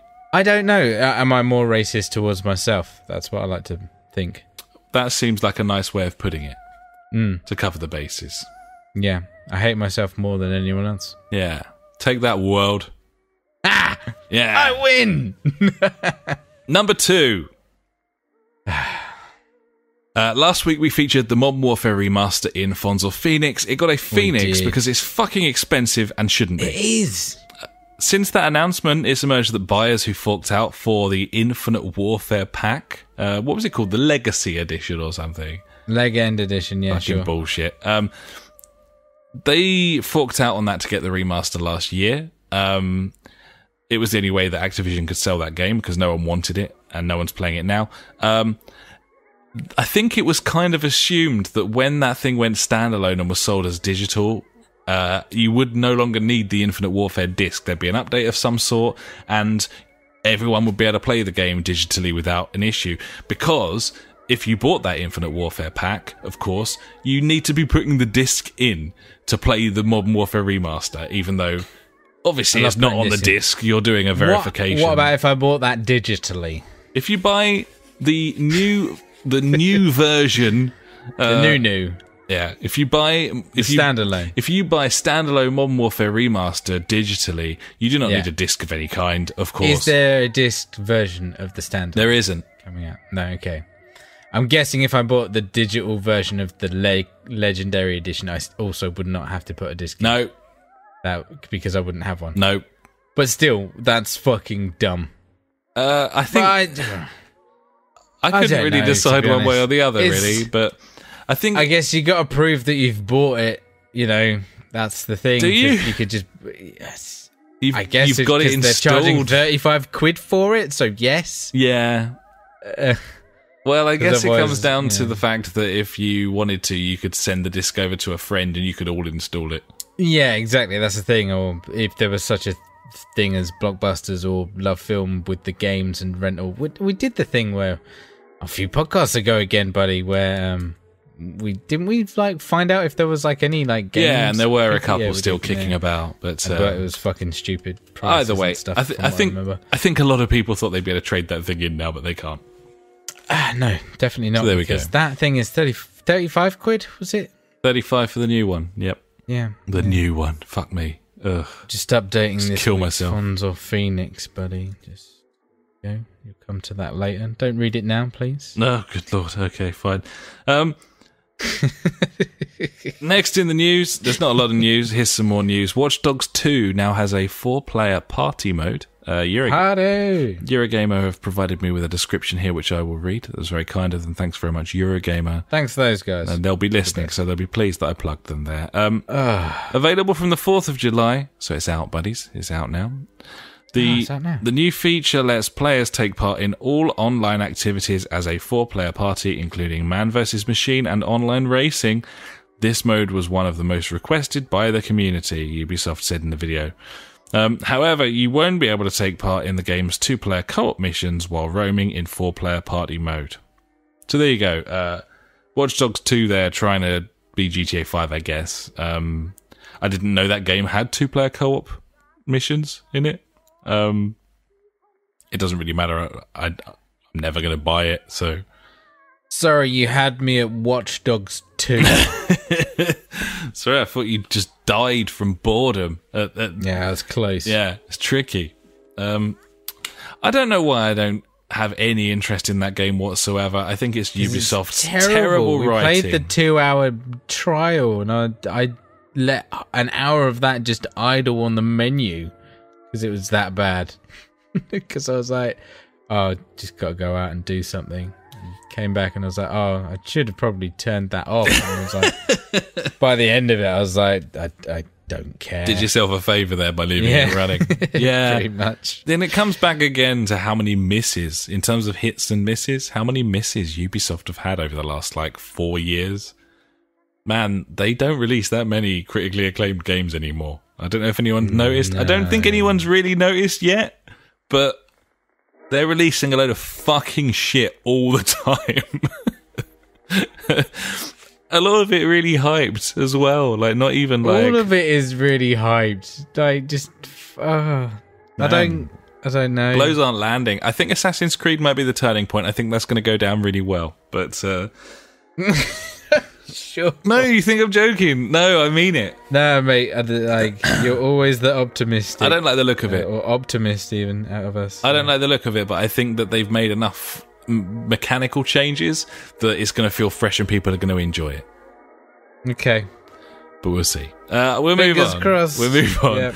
Let's do it. Sony. Let's move on to a comedy story about Sony, buddy. They dropped a bollock this week. Let's talk about it. Fucking hell, this was impressive. This was just Jesus Christ, hugely embarrassing. Now, they did great stuff here. Great stuff. You, like us, may well be excited, dear listener, about Anthem. BioWare's probably I've mentioned it before, any song named Anthem is normally also really good, so why can't that be the same with games? Well, yeah. Do you really think that? That Blink-182 song, Anthem's good. Anthem Part 2. Yeah. That's the two I'm going with. I can't think of any others. The Good Charlotte one? Yeah, mate, great song. Yeah? What one's that? Is it called Anthem? I don't know. I'm going to have to find it now. It's called The Anthem. No, it's called The Anthem. It's not Anthem. Mate, it's a tune. Okay, then I'm fine.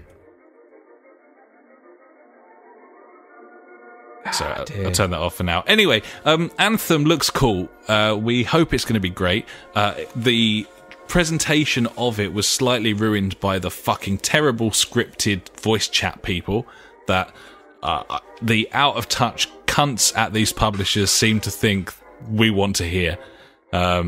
Just the worst in the world thing. Just, oh my god, so angry. They did it in The Division, Ubisoft. This is EA doing it this time. Man, that woman, I swear that woman is the same voice actor from The Division's one as well, by the way. I don't know if you noticed that, but that's a thing. Really? That's her jam. Honestly, it's the same fucking woman. It really is.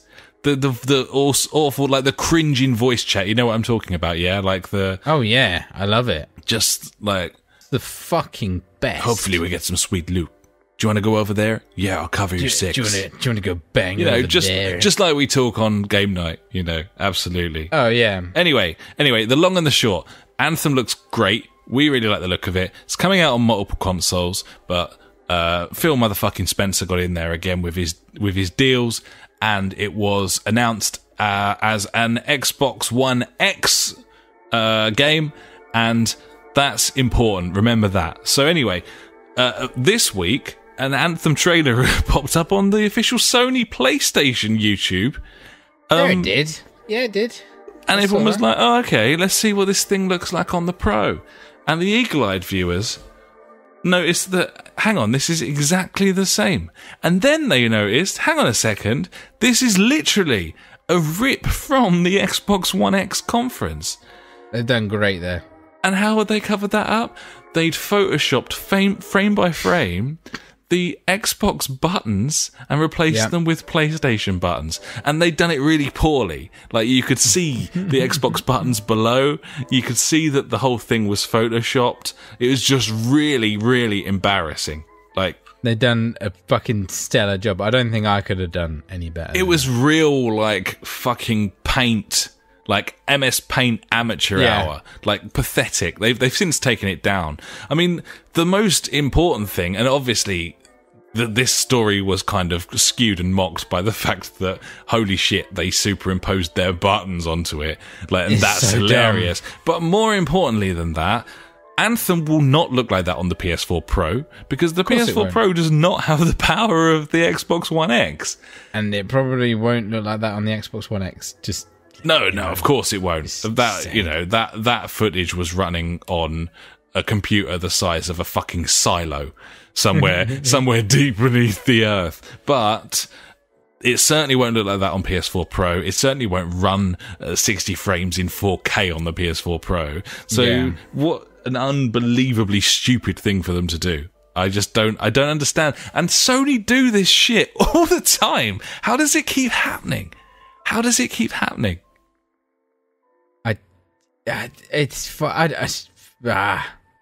Mental, absolutely mental. Anyway, it was funny. It was funny more than annoying, but just holy shit, man! Like ridiculous. Let's move on. I've got two more things. One of them is Amazon are limiting the number of orders you can make on the SNES Mini to one per account, which I think is an excellent thing. Yep. It's unfortunate though that suppliers and fucking shops have to do the work that Nintendo aren't willing to make things That's fair. True. Like, fucking hell, make enough of your things. But not yet, because I want to sell mine for lots of money. And Indeed. Finally, from me, this is just a funny statistic that I saw this week, so I'm chucking it in the news. The Xbox One has only sold 5,000 units in Japan in 2017. It's not good. 5,000. It's fucking terrible, isn't it? In 7 months. I mean, they're not doing great over in the East. In the same time, the Switch has sold 1 million units, and the PS4 has sold 877,000 units. Wow. Even the Vita has sold 260k. They love that shit. Yeah. So yeah, I thought that was funny. There was some stats coming out about games, like the top 10 games as well, and predictably, like, is it just Nintendo? All Switch games and 3DS games. Monster Hunter on the 3DS was number one. A couple of PS4 games in there, nothing from Microsoft, obviously. Like, yeah, those 5,000 people aren't really going to sneak a game into the top 10. So there we go. But yeah, that's me, buddy. That's the news. That's my news anyway. Time to head over to you. For, I know what my favourite section is, buddy, and it's this one. It's Ash's News Favourite Things of the Week.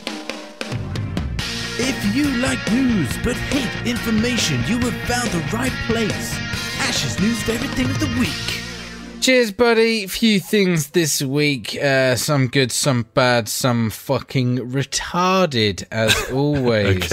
Okay.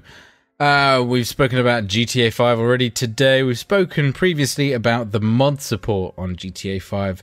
It's all back up, all is good, but they have pulled the Liberty City mod from that, which is where they were trying to get in Liberty City into GTA 5, obviously.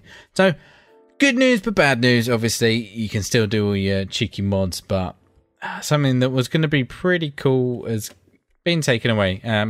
Obviously, that's fine, because they can do that. I mean, it was like they were going to redo, was it Red Dead Redemption, wasn't it? Yeah, put that in there or something. And crucially, in the original statement that Rockstar made last week, they said that they listed one of the things they didn't want people to do as use other games' assets, including previous Rockstar games.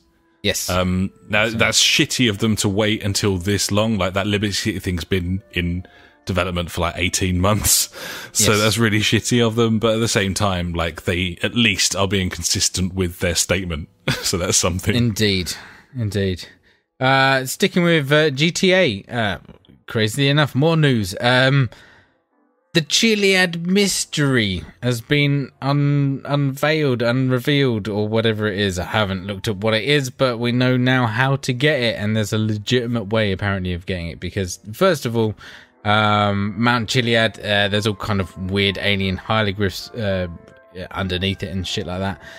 And yeah, there's like a mission that is involved with it all. Hackers managed to get in there and find out what that mission is and stuff like that. Yeah, it was data mined, wasn't it, in the end? Yes, it was data mined, yes. And then obviously they managed to do the mission. And apparently they found a way that to trigger the mission is by doing 600 of the gun running missions that have just come out, which is a lot. So, you know, if you want to put the time in, that's cool. Enjoy that. But the mission, once triggered, you can only apparently do it once. So don't fuck it up. Yes. Don't know what I think about that.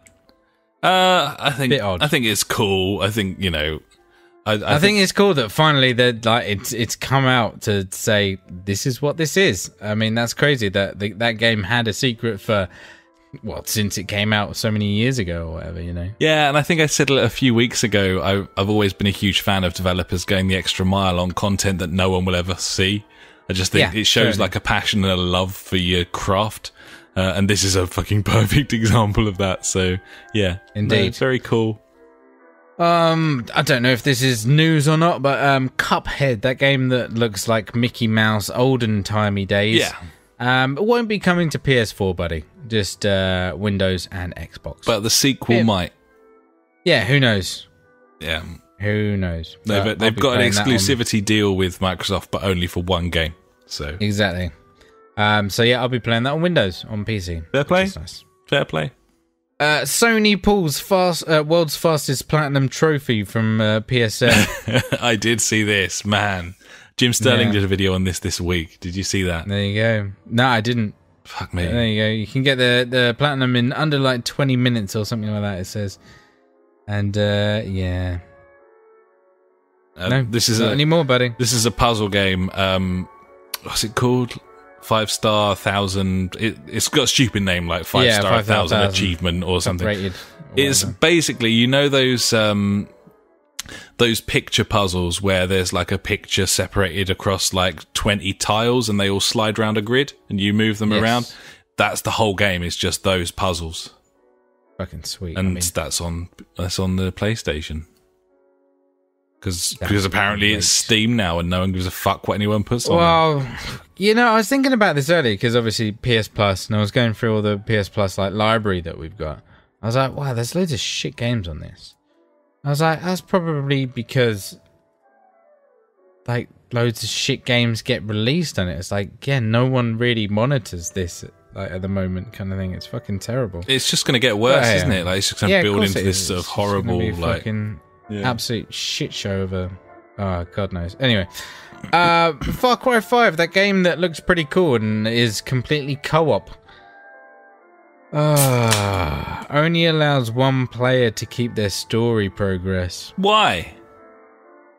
They're cunts. Why would you do that? I don't know. So if you come in as a secondary player, it saves nothing? It's apparently so. That's stupid. Yeah, mate. If you've both bought the game, why can't you play it through together and have your progress retained? I don't know. What's the logic behind that decision? It's Ubisoft, isn't it? Fucking twats. Fine. Okay. Well, thanks for letting us know, buddy. It's alright, you know, I was like ultra super pumped about that game.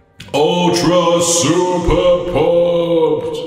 It was looking pretty bang tidy, and it still is, but yeah, I know. It annoys. The decision annoys me more. This is fucking dumb. Yeah, exactly. It's just so stupid. I don't understand it. Ah, dear. Well, I've done this in the wrong order. This is a story about gamer scores. I should have followed up should have gone GTA, then Far Cry 5, then trophy, then achievement gamer score. You know, finish on a high anyway. Well, some sort of high, kind of a funny anecdote or whatever you may want. Xbox fan with the highest gamer score goes on honeymoon, loses top spot after 11 years. That is a kick to the dick. Do you think they were monitoring him on Facebook or something? They knew he was away. They knew it was time to pounce. I'm guessing so. You know, it was like, this guy's out of town. You know, he's out of town Or, he's, yeah. But, best of it was the quote that he gave to it is like, you're a bit upset about this, losing the top spot. It's like, I've been too busy having all the sex. That seems like the sort of adult response you'd expect from someone who spends all of their time trophy hunting. Just saying. I know, right? I thought it was funny. Yep. Oh, dear. But there you go. I'm sure he'll be back on the case. I don't know the guy's gamer's tag or score. There you go. 1,585,854. And do you think losing his virginity will affect his hunger for more trophies? Depends on his wife, mate. Right, fair enough. If she's a bitch or not. So we're going to have some sexism and some racism. I like it. Yeah. Yeah. Fuck it. Yep. Why not? There you go, buddy. That's me done for the week. Had it all. Cheers, then. Emotions. Yeah, whatever. Thanks. This is going on far too long. No. I don't care. That's the news. And now it's time for Fonz or Phoenix.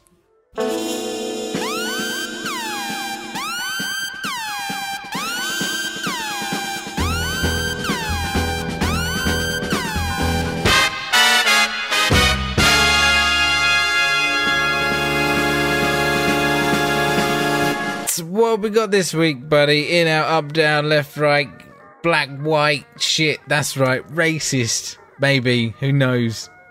Swings and roundabouts, up, downs.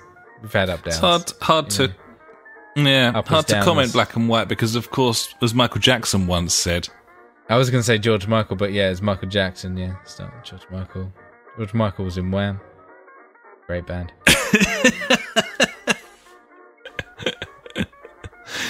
As Michael Jackson once said, You've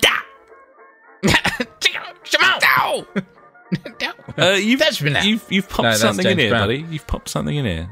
Yeah, no, I was just thinking, how the remaster of Modern Warfare 4 was £35. Just pop this in there because it was also £35. Whoa. Dang. Ash has written Crash Bandicoot Insane is £35 F4P. This is a remaster, £35. Right, firstly, this is a full-blown remake. It's like making a game from scratch. Okay. Secondly, it's 3 games. It's like 35 hours of content. Yeah, but you say, if you look at Modern Warfare 4...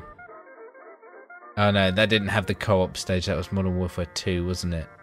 Because if you look at 2, there's single player, co-op, and multiplayer.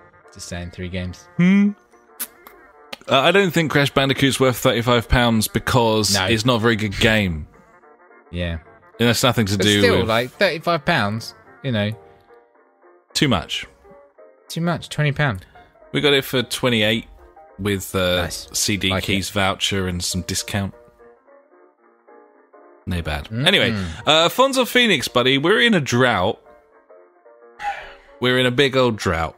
And we're in a drought this time. That's why we're picking up all the sales, mate. You'll see that from, the fact that sales are absolutely fucking fervent at the moment. Everything's on sale. There's the big old Jap sale at the moment, buddy. Yeah, it's worth a look, worth a look.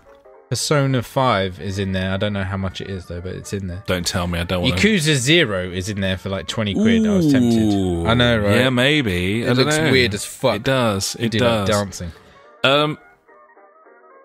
So, yeah, I'm kind of hijacking F4P. This isn't technically an F4P, but we are in a drought. You'll see that from last week's Out This Week, where we just had PS Plus and Games for Gold. You'll see that from this week, where we've got very little in Out This Week, although I won't spoil it for you, buddies. I know you're very excited. That's the next section coming up. That's the one after this one, and we'll get there, buddies. But with that in mind... we, of course, have discussed in the past Dead Island syndrome. This is the syndrome in which a game is released when nothing else is released and everyone fucking wants it. This has happened in the past with various games. The Sniper Elite boys are kind of a dab hand at this, of course, but the original and the best was Dead Island, which wasn't a good game. It was a B-movie game. Great game. We enjoyed it. We had good fun with it, but everyone wanted it. It was number one in the charts for weeks. Nothing came out to rival it. There were no releases around its launch, and it was like the sort of game that if it had come out in October or November, no one would have bought it. No one would have been even remotely interested in it. But because it came out in early September when nothing else was around, it got Dead Island syndrome for that year and spawned its own existence as a genre. So the question is, buddy, 2017's Dead Island syndrome, what will it be? Let me just get a wiki page up. So Dead Island I can help you out there. September 6th. That's right, I'm just checking out the release date of Dead Island syndrome. Okay. September 6th, working at. But, there's been a little bit of... fucking hell, I'm looking at it right now. Destiny 2, mate. You can't have Destiny 2. September 6th. See, this is the other thing. Dead Island... September 6th, mate. Dead Island was an unknown quantity. It was just there. Exactly. We didn't know. Yeah, this needs to be something that isn't hyped to the fuck. Yeah, exactly. Yeah. So are we comes out with September 6th as Dead Island Syndrome's official date of birth? That's Destiny 2, mate. That is September 6th. Are we discounting August, or is August in there? I know. See, things have developed now where it's changed, where games are coming out earlier. Yeah. Like there's... Okay, so what we've got: August, Tacoma, Ark Survival Evolved. Apparently, sure. I thought that was already out. Yeah, that's not true, is it? No. Hellblade, Lawbreakers, Sudden Strike 4, Agents of Mayhem, Sonic Mania, Uncharted: The Lost Legacy, Madden F1. Everybody's Could golf. It be Lawbreakers? It's a low price point. A lot of people who aren't familiar with the heritage of video games don't really understand Cliff Brzezinski and Boss Key and all of that stuff. Yeah, possibly. At that £20-25 price point, a game like Overwatch people can get their teeth into who are bored of other games. Could it be Lawbreakers maybe is the one? It's looking nice, but I've enjoyed my time with that game. But then again, I enjoyed my time with Dead Island. Could it be Knack 2, buddy? September the 5th. I know, I did see that on September the 5th, but no, it can't be Knack 2 because that game's fucking terrible. Well, we can't clear mid-September because then we're heading into golden release time anyway. I know, exactly. So it's got to be something from... I mean, what about July as things have moved? I'm looking at September 22nd, seeing Pokemon Tournament DX and thinking, hey, that looks like a shit game that could sell loads. Yeah. Could it be Fortnite? Possibly. Fortnite's what, 31st of July? I feel like that's too early. It's like 1st of August. Lawbreakers is the 8th. Yeah, I feel that's too early. It's not... but we're in a drought. The drought's begun. Yeah, the drought has begun now. You're right. You are right. So we're looking pretty much from now on. What's the game that's going to be selling out everywhere and everybody fucking wants? Yeah, so... Fortnite's too... Isn't Fortnite like a free-to-play game, though? Oh, well, Fortnite, I think there's Founders Packs they're selling, but yeah, it's so too it's technical. Not gonna be like... I don't think it's going to be that game, whereas Lawbreakers is very accessible. Yeah, a cheap price point, jumping in, could sell out everywhere kind of thing. Yeah. Well, yeah. Pokemon Tournament DX, mate, on the Switch as well. That's just going to sell out. You're going to go with that? You ain't going to get that anywhere. Well, maybe we'll go with that then. Okay, so I don't know. It's quite late. It's like the 22nd of September, though. I'm going Lawbreakers, August 8th. I feel like Lawbreakers could be a good shout. I'm looking at all the others. The price point that cements it for me. It's half the price that a normal game would be. There's nothing else there that's really jumping out at me. Everybody's golf, mate, maybe. Fucking hell. Well, anyway, I think that'll do us, buddy. That's Lawbreakers, mate. We'll go Lawbreakers. Yeah, that looks nice. Yeah. I mean, it shouldn't be a sort of out of left field sort of release to most people because this is these guys have got that pedigree, but yes, I don't think most people follow the sort of shit that we do, and probably most of our listeners do. So they won't know about Cliff Blazinski, and they won't understand his pedigree. Yeah, they won't understand like that. This guy is like responsible for Unreal. This guy's responsible for Gears of War. This is his new studio's first release. Like most people should be really fucking excited about that.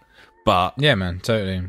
Yeah. Okay, well, we'll go with that then. We'll go with Lawbreakers. Lawbreakers Dead Island Syndrome 2017. And I suppose we'll have a look back in sort of late September, early October time and see if we were right.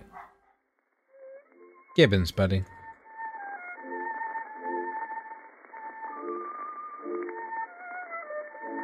And now it's time for Out This Week.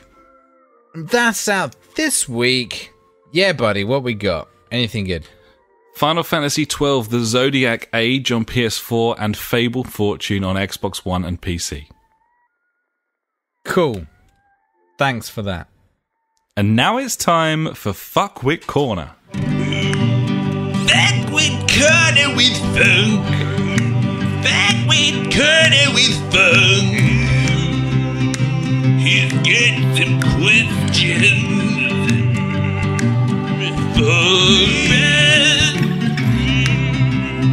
Funk.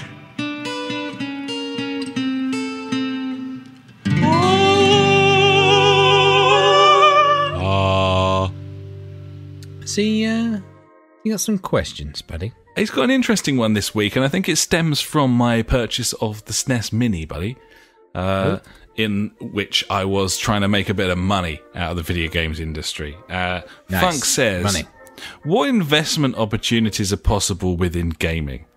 Obviously, scalping low-stock consoles is possible, but what about investing in studios and shit? I've got a bit of cryptocurrency, which is a doddle to do, but never considered gaming-related investment. Will we start to see a genuine antique market? So we've got kind of two questions here. It's a tough one, that, yeah. So let's tackle what we know easily first. The antique market aspect of things. The way I see it, this comes down to how many were sold originally, i.e. how many are out in the world, and then obviously the condition of them. But everything becomes an antique eventually, doesn't it? So I would have thought so. Everything's desirable eventually. Electronics kind of are perishables in a way that a vase certainly isn't. So yeah, you'd expect them to be even more desirable, but at the same time, the edge taken off the fact that they are, in 100 years' time, they'll probably be considered a toy. So I had a quick look at how much these consoles are online at the moment. And what I was looking for was how much they were new, which I thought was an interesting thing to search for. So I went onto eBay and I searched for a few consoles and searched for new and completed sold listings just to see what they'd gone for. And it was quite interesting. So the original Mega Drive, you can get a new one. Now, who are these people with boxed games consoles from the 90s, buddy? I don't know. Yeah. Soulless individuals, I would say. Forward-thinking, perhaps. Either way. Maybe.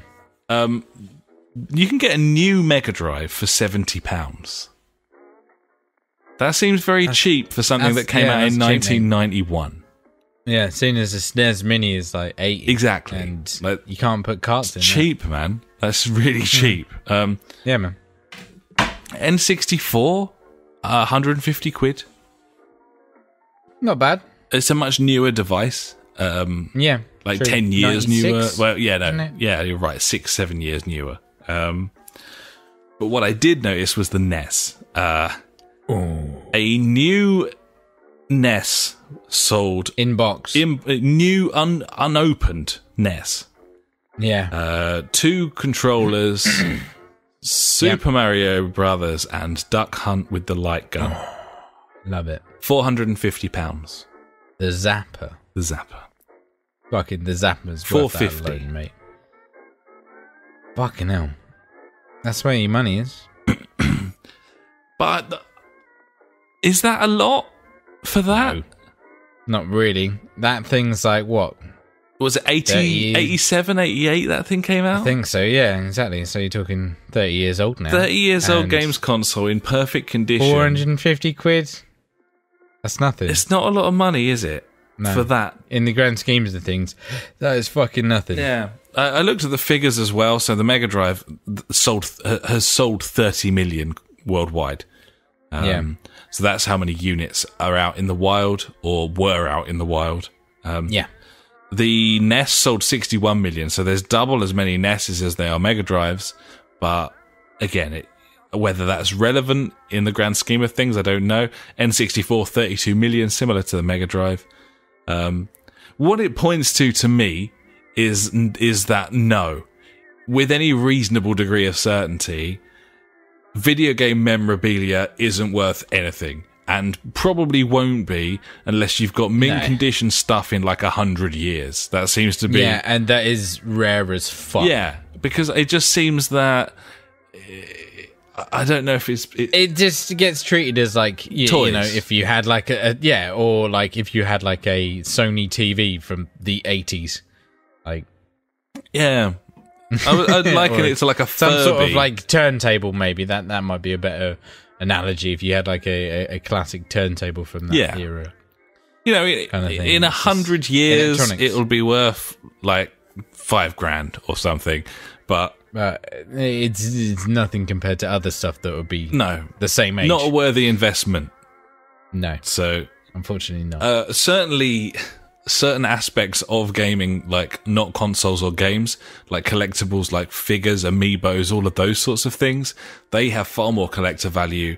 They seem to appreciate in value more quickly than anything else. Stuff from special editions, like we should see the price point of the Wii U when that came out and what it is now. That's probably gone up though. Just saying. Wii U probably like 100 quid when it came out. Now 300 quid. Yep. £205. £205 for a brand new Wii U with Mario Kart 8. Of course it is. Of course it is. So the other part of Funk's question, is investment. And kind of investment in publishers, developers. We've often talked about Ubisoft and their ongoing stuff with Vivendi. The reason that is even happening is because they became such a profitable business to invest in, and many people did. So I found a little blurb here. I'm just finding it again, buddy, because I rather liked it. Checking it again. It's checking it again. Where are we? Here we go. So this is from a website called themoneystreet.com. Sounds legit. Now, the first thing it says, and I don't even need to read anything into this at all, they say the money is in mobile games and mobile apps. Like, of course it is. That's where the money is at this moment in time. Yes. But there's a nice little section here that I will read to you. So yeah, this is from The Money Street, an article called The Money-Making Secret in the Mobile Gaming Industry. Investing in game developers is like investing in movie companies or pharmaceuticals. The share prices of developers swing according to what's in the pipeline, says Andrew Beattie of Investopedia. And what's in the pipeline is 532% projected growth in the number of game companies up to 2019. Gaming offers both an interactive and a social experience to users. Games occupy more than 40% of mobile app usage across both Androids and iPhones, and almost 70% of all tablet use. Players begin young and they don't really stop playing as they age, which means a lot of gamers. The industry is flourishing with awesome growth potential. The rising number of internet and mobile users combined with fast-moving tech ensures a growing number of prospective consumers. It was estimated by the Entertainment Software Association back in 2012 that the US video game industry grew 4 times faster than the entire US economy from 2009 through 2012. Going forward, the market has been strong over the past few years. Worldwide game sales are expected to reach more than 100 billion by 2018. Smart money is on games tech and all of its subsectors and support services. So yeah, there you go. There's a little blurb for you, buddies. The big players, the absolute like top end players in the US at least, are obviously Activision Blizzard, Electronic Arts, Take-Two Interactive, GameStop really high, by the way. One of the biggest movers apparently in the last sort of 12 months or so, and Konami hanging on in 5th place. So Ubi not even in that top 5. Obviously, Konami affected greatly by their pachinko stuff and their arcade machines and that sort of thing. But yeah. There's sure bets, like in any industry. I mean, you invest in Take-Two, you're investing in Rockstar, and you're presumably going to see some success there. You're going to be fine there. But then those prices are going to be high because everyone knows that. They've already got that quality there. Seems like the same as any sector that you invest in. It's risk, reward, trying to identify, trying to get the inside track. But what I will say is as much as Funk's not a fan of E3, it's a perfect opportunity to see stuff in the pipeline and to try and deduce which particular developers and publishers might be hot in the next 12 to 24 months. So yeah, there is that. So there you go. Gibbons. So yeah, I think viable is the answer. Viable on investment into publishers and devs. Not viable, maybe, in hardware and technology in that respect. Nice.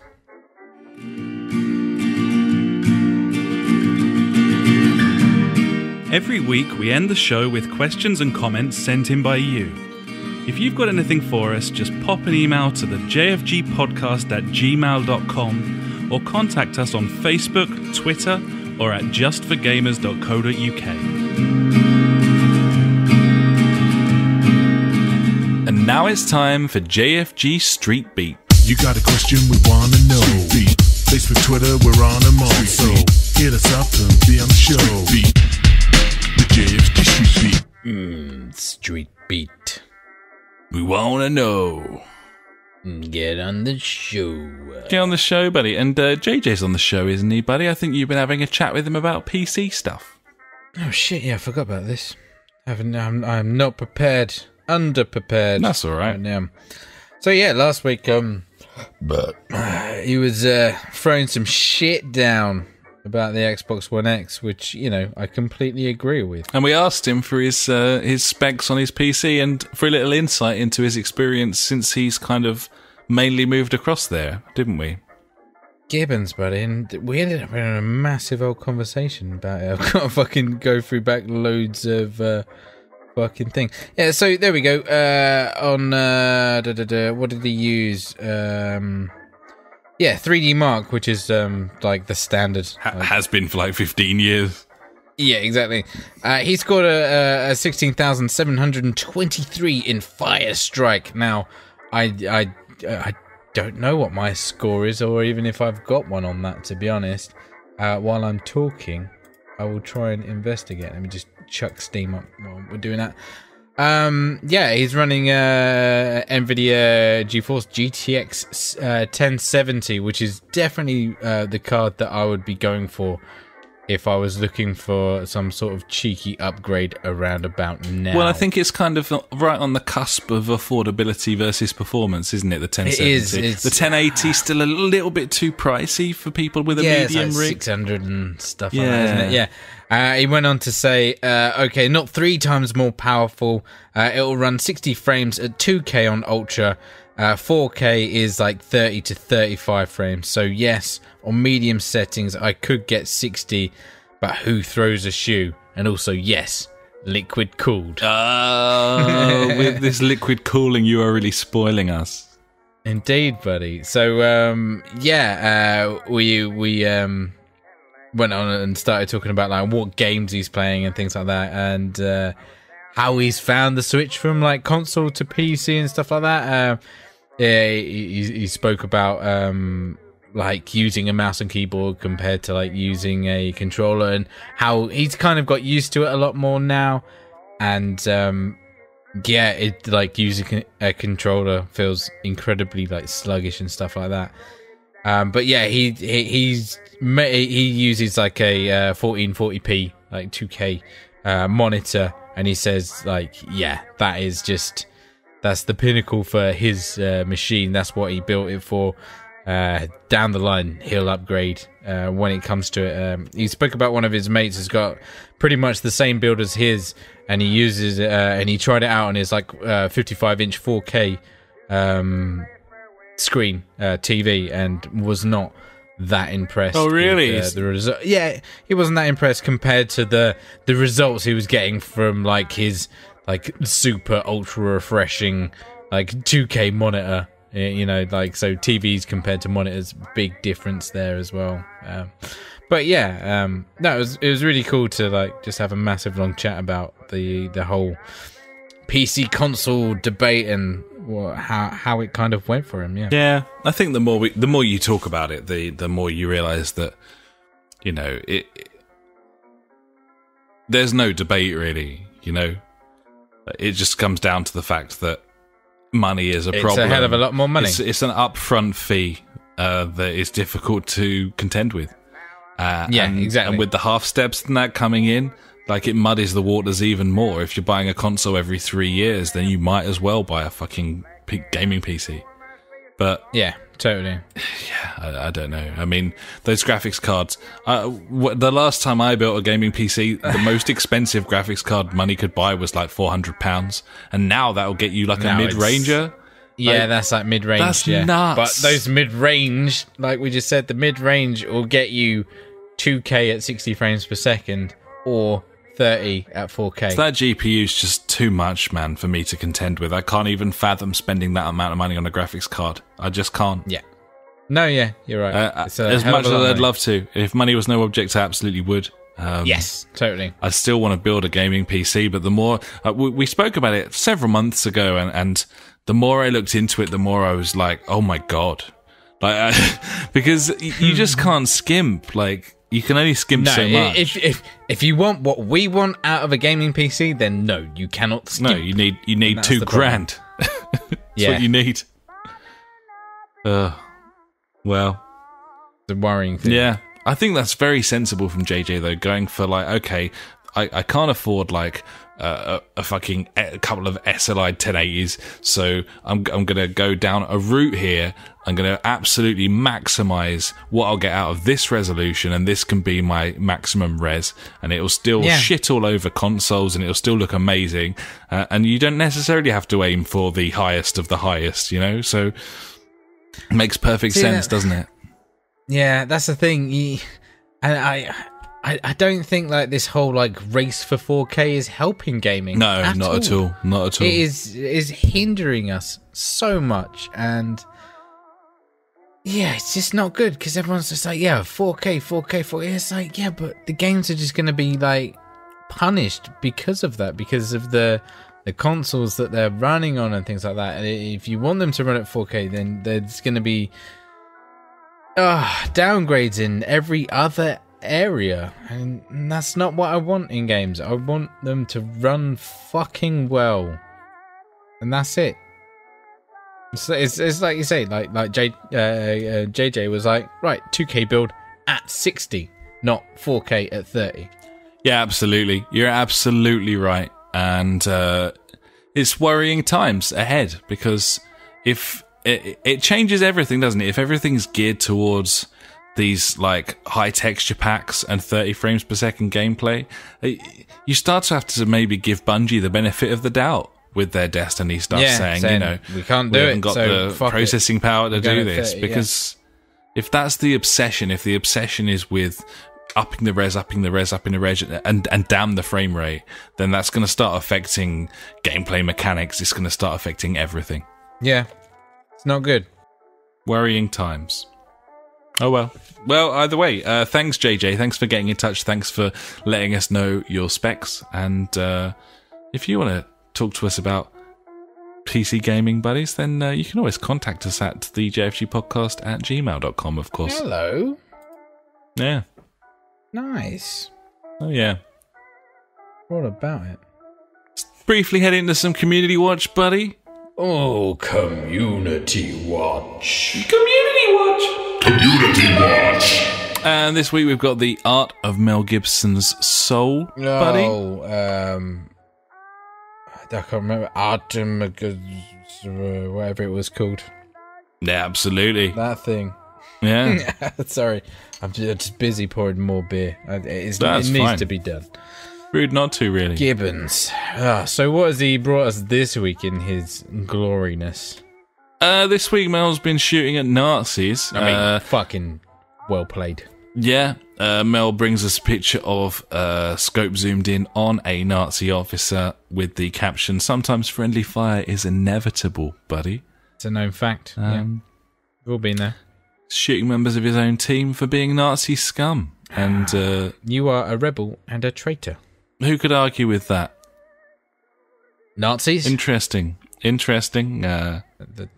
Mel Gibson's Soul. Yeah. And Mel Gibson. Perhaps they have different values, I don't know. But either way. He's very conflicted. Seems to be. Yeah. Difficult business. Very difficult business. It's tough. Yeah. Mm. Well, Nice. Thanks very much for that, Mel. Gibbons. Keep them coming. So I think that'll about do us, buddy, for episode 118 of the podcast. And what a lovely time we've had, mainly because of all the many games that we've been playing. We played a lot of games, and yeah, that's about it, really. Yeah, sweet. We going to play anything now? I've got half a pint left to pound to get down. Nice. There, so Yeah. probably hit up that Jap sale, see what's going on there. Sounds like a plan, buddy. Have a little look at the Jab sale, TM. TM. Sweet as the proverbial. Well, in that case, let's head off. Thanks so much for listening, buddies. You can find us at www.jfgpodcast.co.uk, where you'll find our pristine, gorgeous, delightful new website, which great. Ash created for us. You can also find us on Facebook. We are Facebook.com/the JFG Podcast. Our Twitter handle is at the JFG Podcast, of course. And we're basically the JFG Podcast everywhere else as well, all over the internet, except SoundCloud, where we are still /just for gamers. And if you want to listen to an episode from long before matter or light or energy even existed, Wow. then you can do that there. That's where you'll find that. Okay. And we're also on Google Plus, if that's how you fucking choose to live your fucking lives. So bear that in mind going forward. Thanks so much for listening, buddies. We'll catch you next time. But until then, I've been Alex and he has been Ash. I have. Goodbye. Yeah, cheers then. Bye.